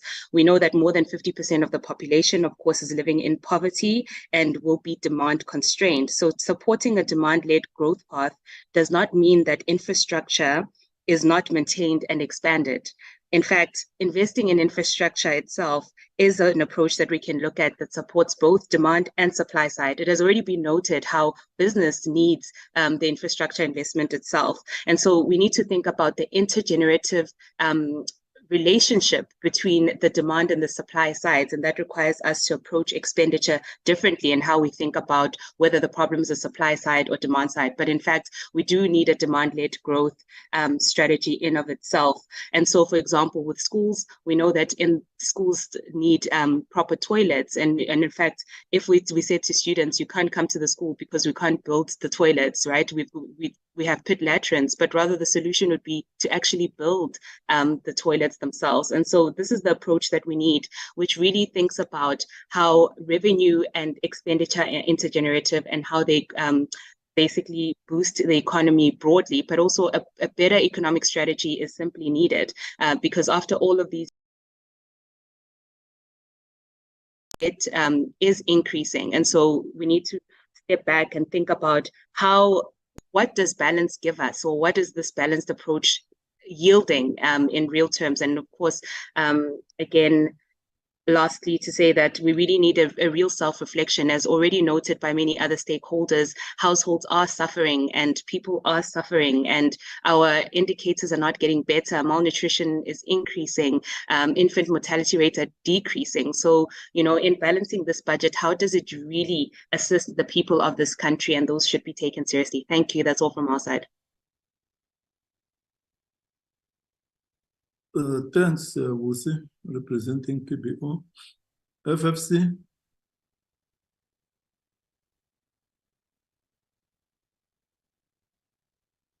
Alan and Kulego, is FFC in the platform?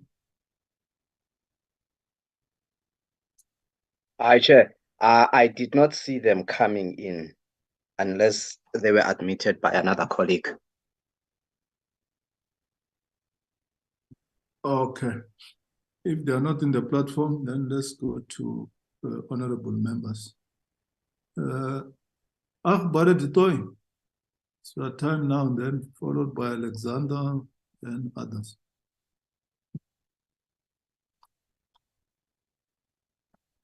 Many of the toy as he so.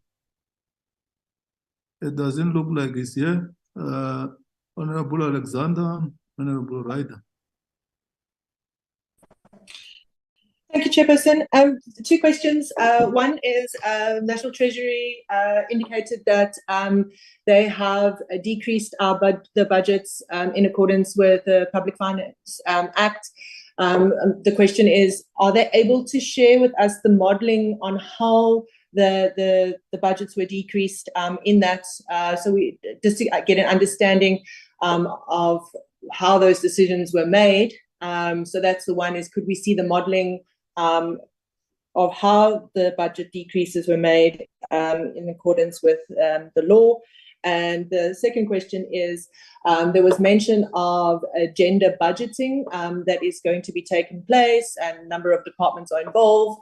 The question is to National Treasury, will this be supported by gender laws that would support having more women in the South African economy? So laws and functions that are favorable to, for example, women who have children. How are we going to support women who are mothers in order so that they can participate in the economic landscape that is South Africa? It's not helpful just to budget for gender. It's also important to make sure that there are equal opportunities for both genders to be in. Thank you.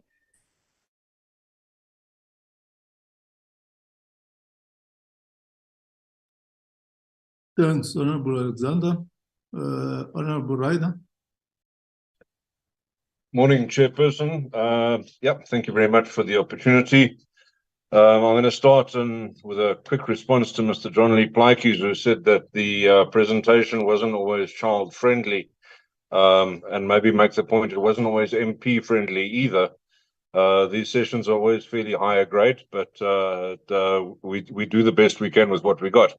While I'm on that, I do want to state that I think the idea of a people-centric budget is is something that was put forward by the Commissioner, and perhaps underscored by the fact that we often end up trying to align what we're doing to from the wrong end. And I think that Mr. Muller made the point for us earlier in the week when he said that we have policy-based evidence rather than evidence-based policy. But let me get to my questions, Chair. I have a couple of them.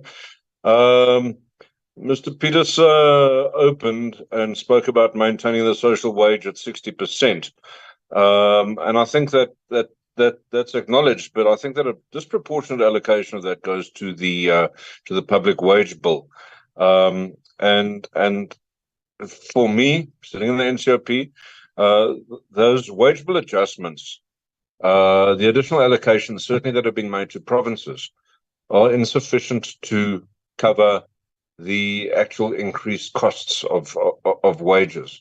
So whilst we are seeing that big increase in equitable share going to provinces, there is an effective crowding out of service delivery because of the fact that provinces are going to have to reallocate fairly substantial amounts out of their service delivery budget, out of their projects and programs, and direct them towards the public wage. But that crowding out of service delivery is largely attributable to two issues, I guess, and it's the rising debt costs and the public wage, and it's almost a case of we paying for the sins of the father. These are due to historical commitments that have been made, that we've inherited. So I have some sympathy for the work that Treasury is having to do, and I do know Mr. Mboweni made commitments in this regard as well, but which probably led to his retirement. But I think that the MTBPS doesn't really indicate to us in a very strong way what we're doing to change these things. And at this point, I want to go back to the cost of funding, cost of financing.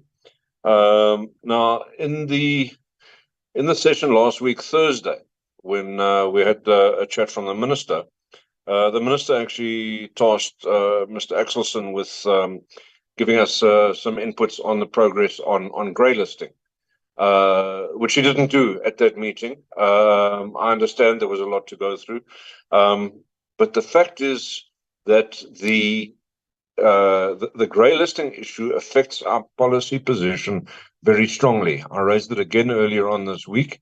And again, we're not having any comment on grey listing, the progress that we're making to get out of it, what legislation is planned, what changes are being planned, and what the level of cooperation is with other departments, with other state institutions.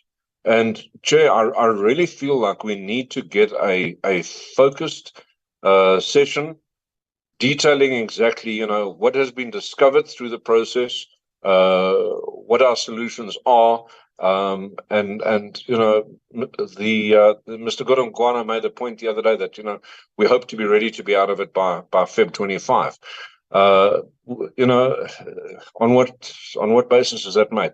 It really is something that drives policy, or should be driving policy, should be front of mind, because those funding costs, the financing costs that we're experiencing, especially in a space where we already projecting a higher budget deficit than we already had, and the numbers that even that recalculation has been done on have already been discredited a week later or 2 weeks later. So Chair, I really think that we need to focus on the grey listing and see what policy issues are coming out of that, and I'm really surprised we haven't had more of a focus on that in this discussion that we've had this week. Chair, in terms of policy again, if one looks at the allocations to the three spheres, the fact remains that there appears again to be a disproportionate reduction in the allocation to local government. We saw We've spoken before about 9% being insufficient. We saw in the medium term that was put forward in February that we were going to increase that to 9.8% in the medium term. But now there's been a disproportionate cut to that. I mentioned it the other day. I haven't seen any response to that or any comments on that. And I do think, again, that points to policy. We're aware that, it is a DORA matter, but it also certainly speaks to policy and where we're going. Service delivery happens at local government for most people. Chair, Kasatu spoke about that there's not an expenditure crisis, there's an income crisis or a revenue crisis, and I think that there is an expenditure crisis because we're spending money on the wrong things. In terms of policy, I'd love to know what Treasury is also doing to deal with departments that are spending their money irresponsibly. The Defense Department leaps to mind, where they are spending, it's recently been shown they're spending 136% more than they should on training soldiers because they're sending them to Cuba for ideological reasons instead of training them here. So it's costing 136% more to train that soldier in Cuba. But then they are not maintaining their fleets in the various arms of the Defence Force. Last week's Financial Mail had a shockingly negative picture of the Air Force and what their capabilities have been reduced to. And the department clearly needs stronger intervention and someone to go in and teach them where they need to spend their money. Their spending priorities appear to be all totally skewed, and yet there's no real policy intervention, there's no real involvement from Treasury. So, Chair, those really are my comments. I also just wanted to add at the end, gratitude to the FFC. I hope they're online. I didn't see them, but we asked them for some supporting documents the other day, and they were in my pigeonhole within 36 hours. So I just wanted to say thank you to them for that. Thank you, Chair. Thanks, Honorable Ryder. Meneer Du Toit, are you back? I was looking for you. Chair, yes, thank you. I'm back. I'm here in Acacia Park. The reception is not very good. Honorable Chair, just one question with regards to the party political funding, that 300 million. How will that be utilized and what's the motivation behind that? If the Treasury can perhaps just give us a little bit more detail. Thank you, Chair. Thanks, Honorable Du Toit. Let me also ask a question from my side, Edgar, and your team. We are worried about the performance of... Chairperson, with due respect, can I just have one bite, please, before you start, Muletsani? Okay, I'll go on. Okay. Okay. My apology, because where I am, I don't have a good network. I'm on the deployment. My apology. Okay, no, over to you, Thank you. I just have one clarity question to Treasury. I just want to find out whether the participants on the budget with their inputs are really being taken seriously by the National Treasury in pursuit to address their inputs. Also, is the Treasury making use of their inputs when they do draft the budget? Thank you, Chairperson. Ram Letsan, for your input. Let me just ask one question. Edgar and your colleagues, is it possible that at some stage you can come back to the committee to share with us the turnaround strategies that you are talking about for Eskom and Transnet? We are worried about the performance of these two entities. Not that we are not worried about the others, but these are the biggest, and if they can be turned around positively, it will have a huge impact on the positive growth of the economy. As much as we're not a portfolio committee on public enterprise, but what we have presented here has got a huge impact on the fiscal framework policy. So they are interrelated. And as Finance Committee, we are quite interested on the turnaround strategy that you are talking about. Over to you to respond to all the issues that have been raised by the stakeholders and the honorable members. Edgar, DG, if he's still around or he has left for Netflix, and your team. Thank you, Honorable Chair. Regrettably, the DG has had to go to the NEDLEC meeting. In addition, there is a number of colleagues who are here who will be able to take us through some of the questions, and we will allow them to do so. I note questions around, excuse me, I'm going to start. Honorable Tutoit asked about political party funding. There were also questions from Honorable Ryder, including in respect of the grey listing. So the colleagues who are here who can deal with that as well as your own question, Chair, around Transnet and Eskom and the turnaround and really what it is that we can share with the committee and at what point. There are colleagues who are here who can also speak to that. So because we also share your concerns in that regard. As usual, Chair, for the sake of time, we have to try not to repeat everything that is already in the published documents. So, and this is the case again today. To the extent that some of the feedback from different stakeholders is that not every single question that they asked was responded to in detail. What we tried to do is we tried to indicate the fact that obviously within the context of this hearing, it's not possible to answer all of the questions in the kind of detail that some people might desire. And for that reason, we've invited people to write to us and to so that we can see what we can do, because we're obviously trying to be fair to the committee and to adhere to the rules that we have to be there. From my side, Chair, let me just try as briefly as I can, because obviously there is limited time again, and just indicate a couple of things. Let me start with the issue of borrowing or debt management strategy. Colleagues from the Assets and Liability Division are also here to add color to this, but I do want to indicate that, as I said during the presentation, we write an entire chapter on the financing and borrowing strategy every February. And so I was loath to now repeat and to launch into the details of that. We provided an update in the MTBPS. We really encourage people to look through the details of what we write every February. It is an active debt management strategy.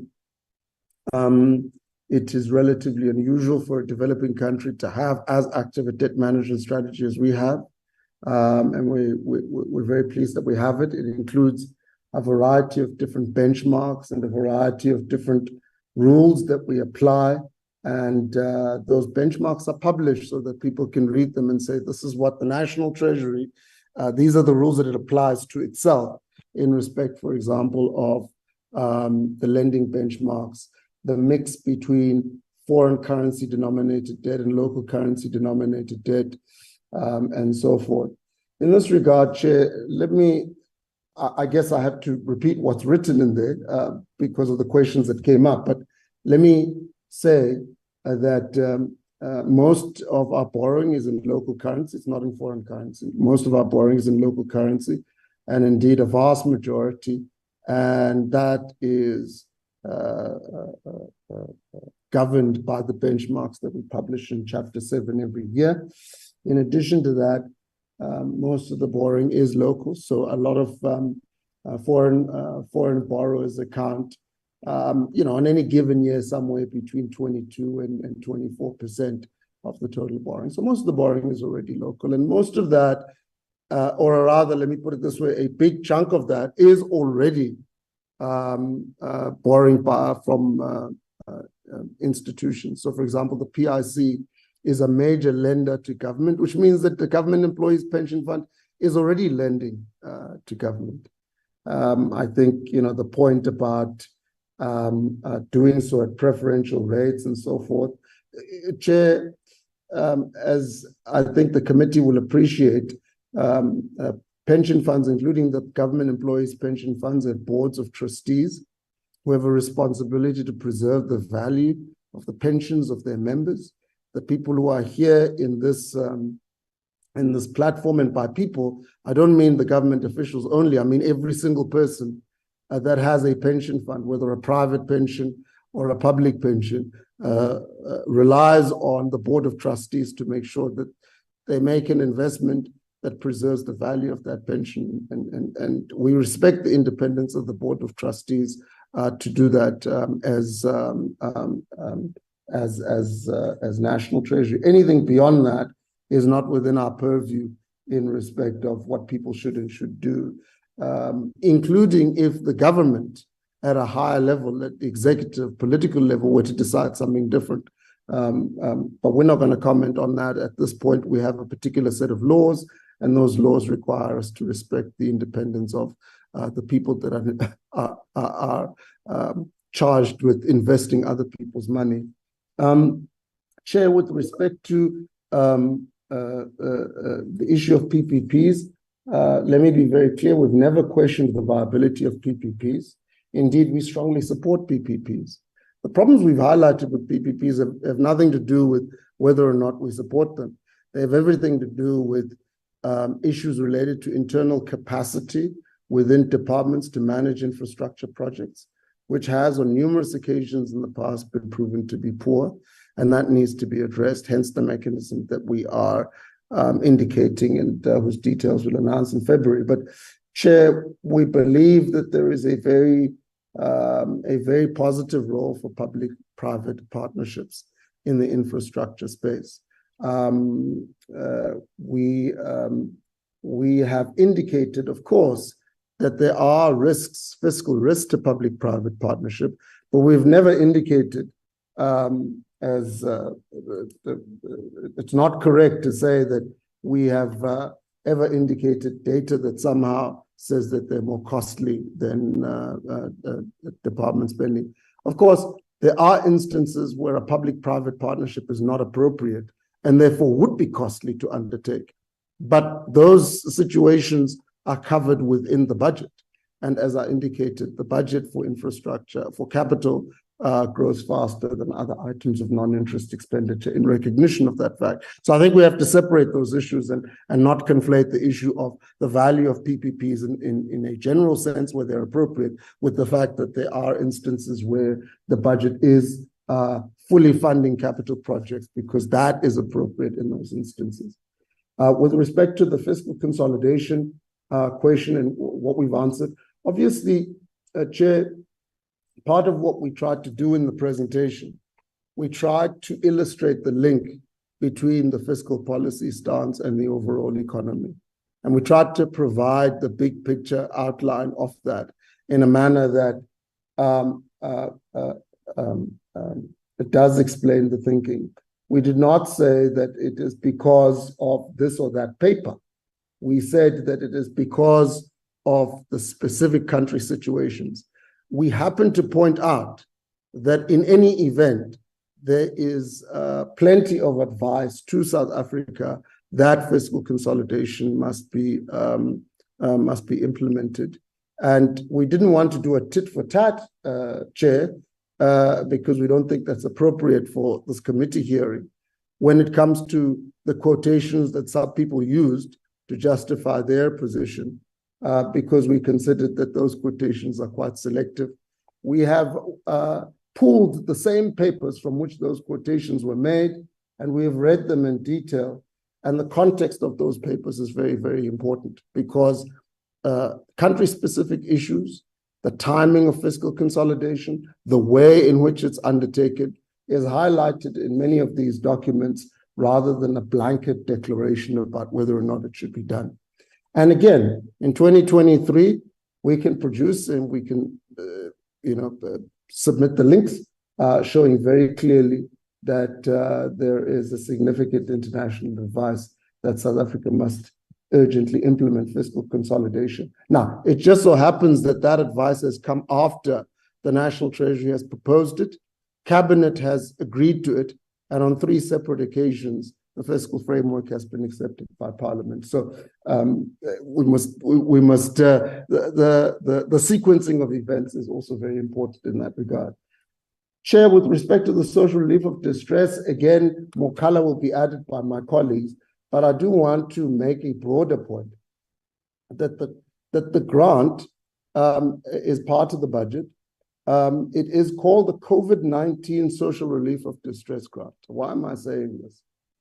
The grant was introduced, and the documents both from the president as well as from ourselves are there. It was introduced as a 6-month COVID-19 support grant in light of the lockdowns that had to be implemented in the context of COVID-19. Since that time, no new policy decision has been made. And therefore, we make the point that it is important that policy decisions and policy be finalized in respect of the future of the grant. We think that this is a reasonable thing to say, given the fact that we still have the same situation in which a COVID grant has been extended. The Cabinet has requested us to extend it, and we've extended it in the absence of a new policy decision. That is all that we're saying, and we think that that is a reasonable thing to say before specific other sort of technical decisions are made around anything from the quantum and so on and so forth of the grant. Chair, let me just say that on the issue made by South African breweries, I mean, unless SAB is suggesting that its business will benefit from higher government spending, maybe they are suggesting that, I don't know. I would think that the inability to transport goods and to move them efficiently, and the lack of electricity supply, as well as lower capital investment, would be the key long-term challenge for an economy to grow. And I would think that from a private investment perspective, this would be the most important thing. So this, I guess, is the point that we are making in terms of our documents. Chair, with respect to loans and conditions, we did not say that there are no conditions to loans. Of course, there are conditions to loans. If you borrow money from someone, at the very least, the one condition they'll have is that you pay them back. So there is no borrowing that comes without conditions. What we said, the point that we were making is, firstly, that the conditions are negotiated. And secondly, that if the negotiations do not result in conditions that are in line with government policy and laws, then we don't sign.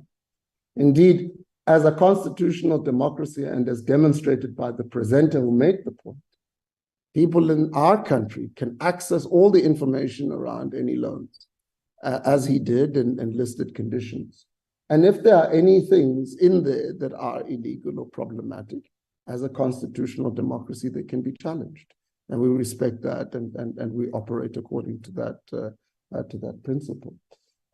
But we did not say there are no conditions. There's always conditions. All we said was that if they are not in line with the laws of the country and with government policy, then they should not be signed. And we have never signed. And indeed, the conditions that were listed by the presenter are perfectly in line with government policy, whether it's related to climate, whether it's related to the financial sector amendments, which were in fact already in the pipeline before the World Bank loan. The delay in the World Bank loan was not related to those issues. The delay in the World Bank loan was related to a variety of other things related to the negotiation process itself, and how the bank wanted to manage that. And indeed, it's a good thing that if we are fighting for the conditions to be in line with what South Africa wants, if that means a delay, then a delay is fine, as long as we don't sign quickly and in a manner that compromises the position of government. Honorable Alexander raised issues around the spending reductions. The spending reductions, Honorable Alexander had very specific targets behind them. Some of the issues are outlined in Chapter 4 of the MTBPS. Of course, we don't have departmental splits in the MTBPS. They only come in February. But we, the way in which we arrive at the decision, and this is very important, is actually a consultative process in the broader government space, in the broader executive. So when it comes, for example, to, and this touches on Honorable Ryder's question as well about local government, these decisions are not taken fundamentally just by the Treasury. These decisions are taken to the Budget Council, they're taken to the Budget Forum, they involve feedback loops and different opinions that people have, including provincial officials and provincial political leaders, as well as SALGA and others at the local government level who also provide. And in that process of engagement and in that process of consultation, certain decisions come up as different recommendations are made. So there are processes that result in these decisions. And some of these decisions through these processes will be things like, for example, social protection must still grow by inflation at a minimum, which Chapter 4 illustrates in the MTBPS. So these are the results of the process decisions that happened. With respect to gender responsive budgeting, Honorable Alexander, I think I would have to say there that the question around gender laws is much broader, of course, than the National Treasury's purview. I would think that, for instance, different structures, including the Department of Women, Youth, and People with Disabilities, would play a role in that. And so if you will be so kind as to allow us to get that broader feedback in respect of things like legislation, we very much appreciate that. The social wage, to Honorable Ryder's question, is of course composed very much of the wage bill, because it's salaries for teachers and salaries for nurses and doctors.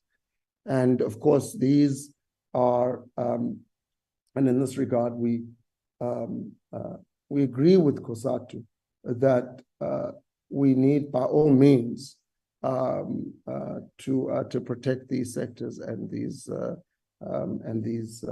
services. It is important, of course, that we recognize that we are trying to execute a very, very difficult balance. And as we said in our presentation this morning, we do not say that the wage bill is the #1 problem for the fiscal gap that has showed up this year. We've made that very clear. The #1 problem has been the revenue shortfall as a result of mining revenues that have fallen. So I think we need to be very clear in that regard, that in elevating the risks and in elevating the and highlighting the problems, we have very much said that the revenue issue is the #1 problem. So in that regard, I don't think we disagree there. Are participants on the budget taken seriously in terms of the inputs from stakeholders? As I indicated, this is Honorable Moletsani's question, as indicated in my opening remarks, and as we have indicated on several occasions in the past, including the contribution and inputs that we made during the February budget, we value very much public participation as the National Treasury.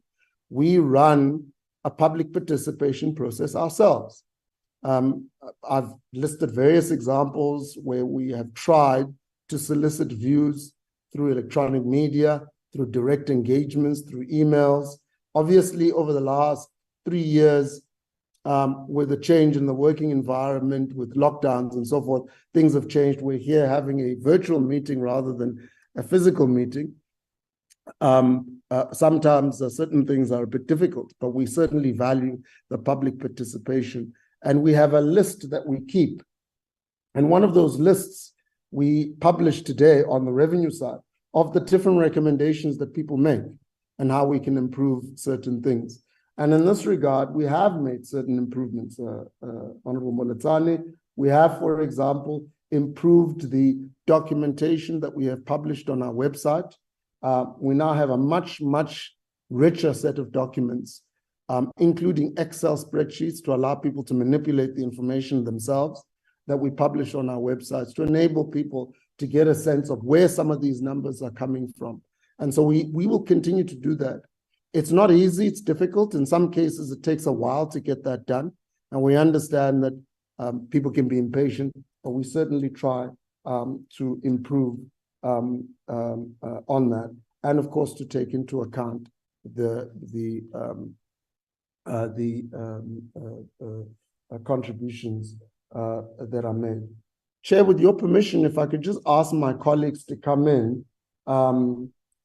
Maybe Chris Axelson can come in on issues related to the grey listing. There was a question or statement around the two-pot reform by Mr. Parks, additional support to SARS, and any other issues that he may have gotten there. And then afterwards, maybe Dr. Modise can come in on additional issues around SRD grant as well as the political party funding. Thanks, Chris.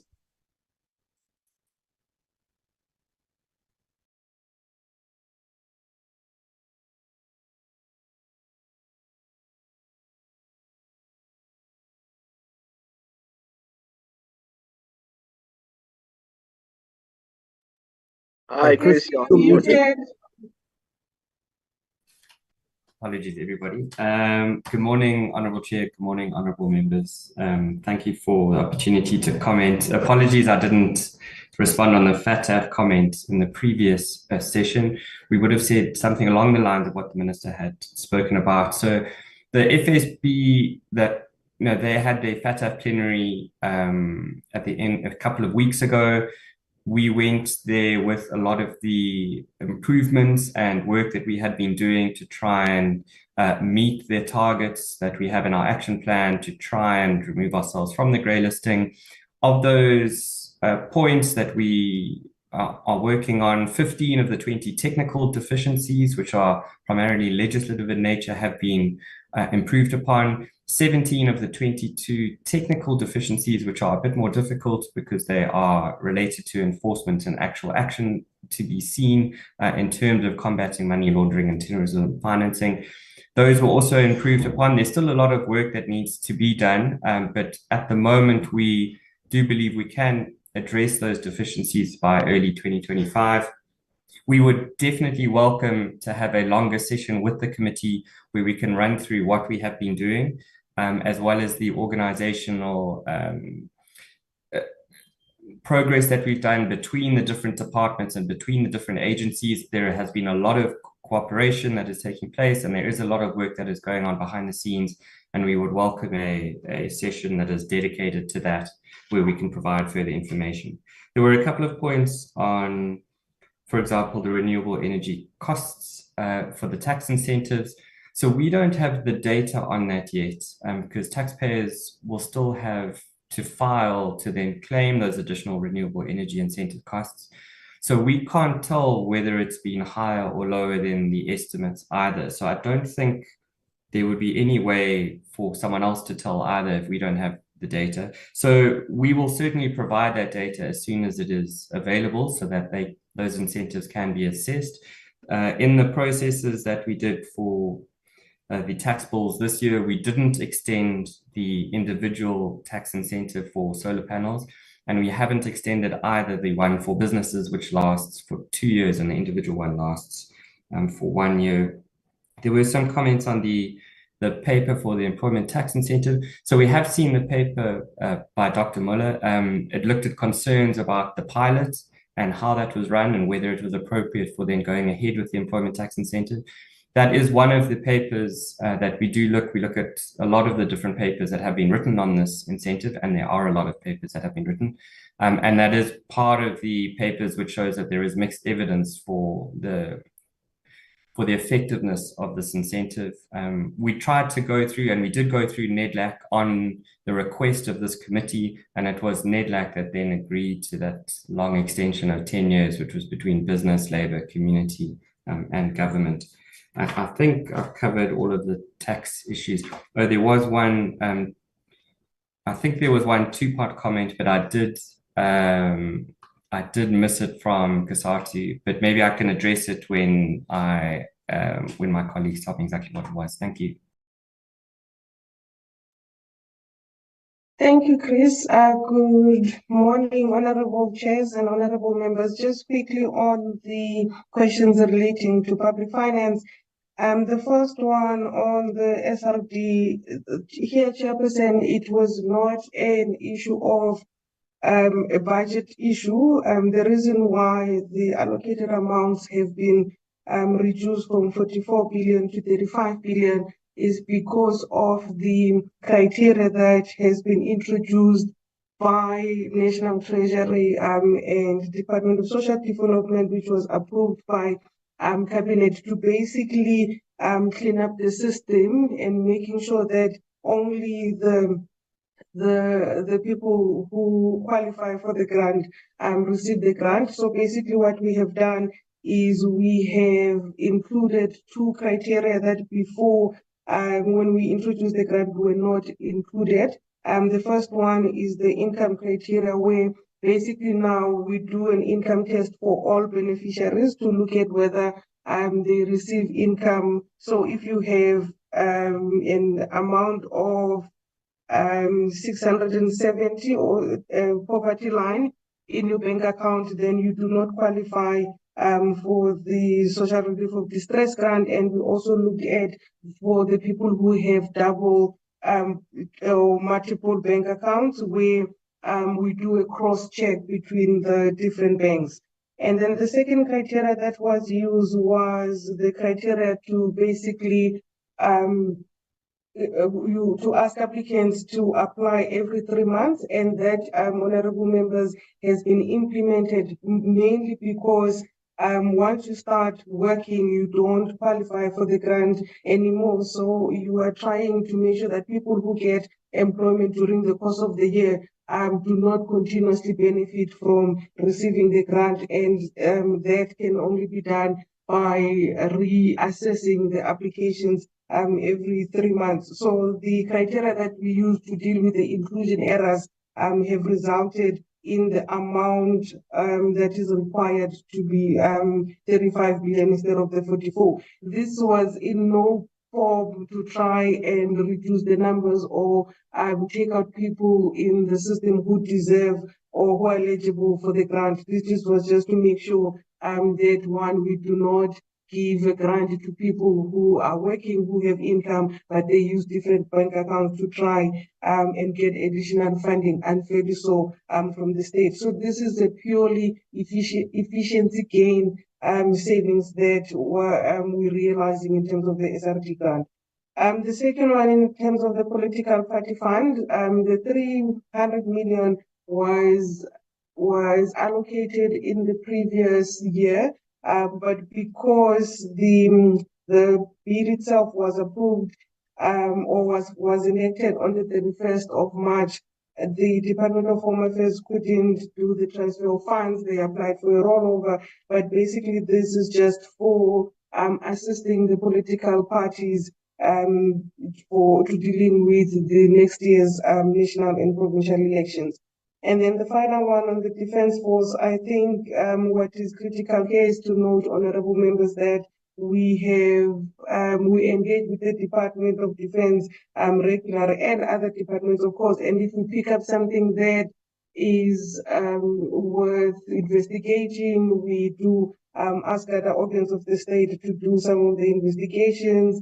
But we also do spending reviews, and when we look at the data and see that there might be patterns of spending that are worrisome, then we engage with the department to try and resolve this. For example, one of the outcomes of the assessment that we did showed that the Defence Force was spending a bit more on overtime, and after engaging with the department, those funds were ring-fenced from overtime to border safeguarding. So we do engage with them, and if we pick up something that we think the department has to deal with or address, those things are then communicated with the department, and then we follow up in ensuring that those matters are resolved. Thank you so much.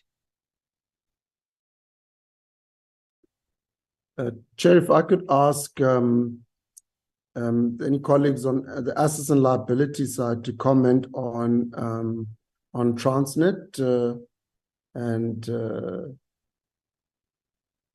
Eskom. If not, then I can take it.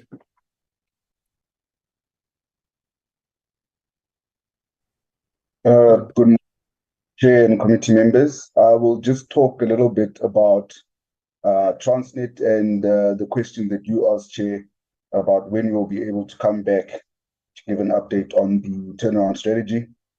Firstly, let me start by informing the committee that our monitoring and engagements with DPE and Transnet have intensified.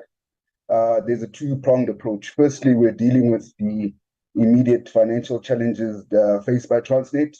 And secondly, we're looking at ensuring the development and implementation of a plan that will deal with the structural inefficiencies within Transnet that have led to declining volumes, rail suboptimal performance of the ports, etc. So Transnet is in the process of developing a new corporate plan. Our work together with the National Logistics Crisis Committee, which we are a member of, is to ensure that Transnet corporate plan is aligned with the work that we're doing in the NLCC. We do anticipate that this will take a few months, but we will then be accompanying the Department of Public Enterprises as well as Transnet once that plan has been fully developed or significant progress has been made thereon. Thank you.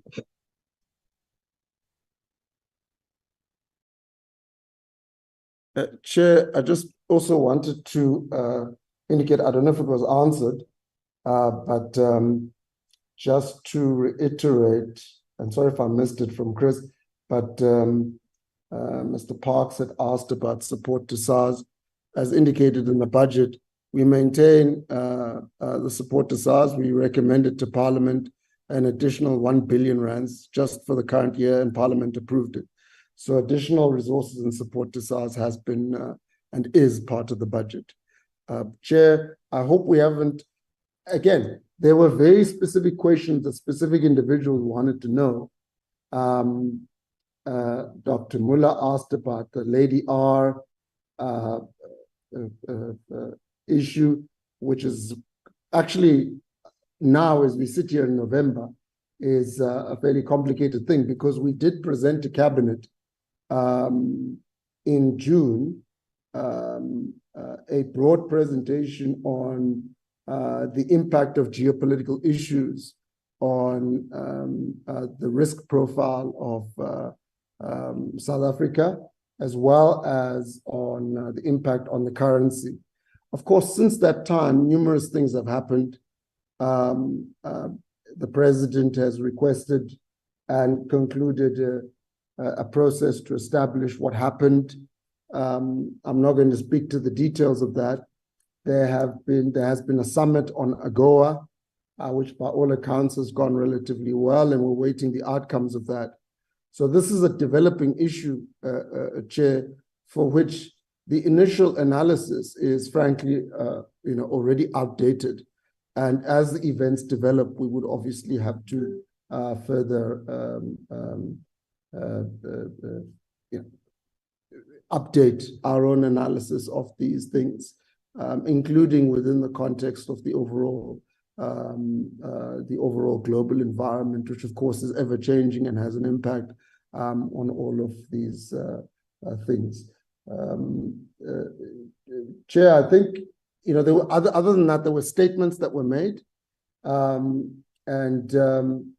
we're not necessarily going to, come back and have a tit for tat on the statements. The issue of JFECRA is, of course, something that we continuously work on with the South African Reserve Bank. We did not make, there was no announcement to make at the time of the MTBPS in this regard, but it's work that is ongoing and it is governed in terms of legislation. So, Chair, it would not be correct for me to create the impression now that there is something new for us to say, because there isn't at this point, but there is engagements in this regard going forward, which hopefully should be able to produce some results at the appropriate time. Thank you very much, Chair, for the opportunity.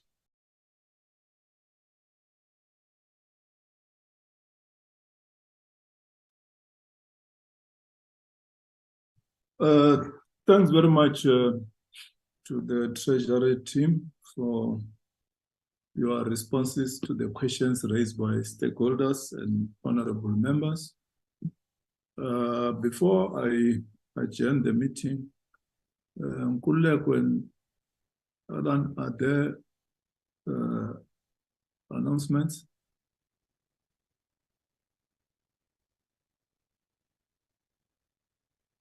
Chair, just the next meeting of the committees will be on Tuesday for the consideration and adoption of the committee report. It's joint meeting, but separate reports. We'll send the report and link and all the relevant documentation by Monday afternoon. Thanks, Chair.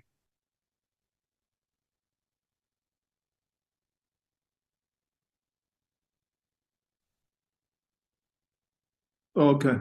Thanks very much, Alan and Kulego. And thanks very much to the stakeholders and to the National Treasury. We had a very robust engagement on the MTBPS. And we thank you very much because all the comments that we got from Treasury and the stakeholders will enrich the report that we are going to adopt on Tuesday, which ultimately will be tabled in the NA and NCOP respectively. We would like to thank you very much. Really, this process of public engagement reinforces our capability as public representatives to be really representative of the public that has brought us here in Parliament, so that we don't take things for granted that you have voted us 5 years ago. We know what your needs are and what your issues are. It was quite an enlightening process. And again, we thank very much the Commissioner, Western Cape, of bringing the children to the parliamentary platform. Thanks very much. Let me adjourn this meeting until we meet again on Tuesday next week. Baie dankie en enkosi akens. Thank you, Chair. Thank you, Chair.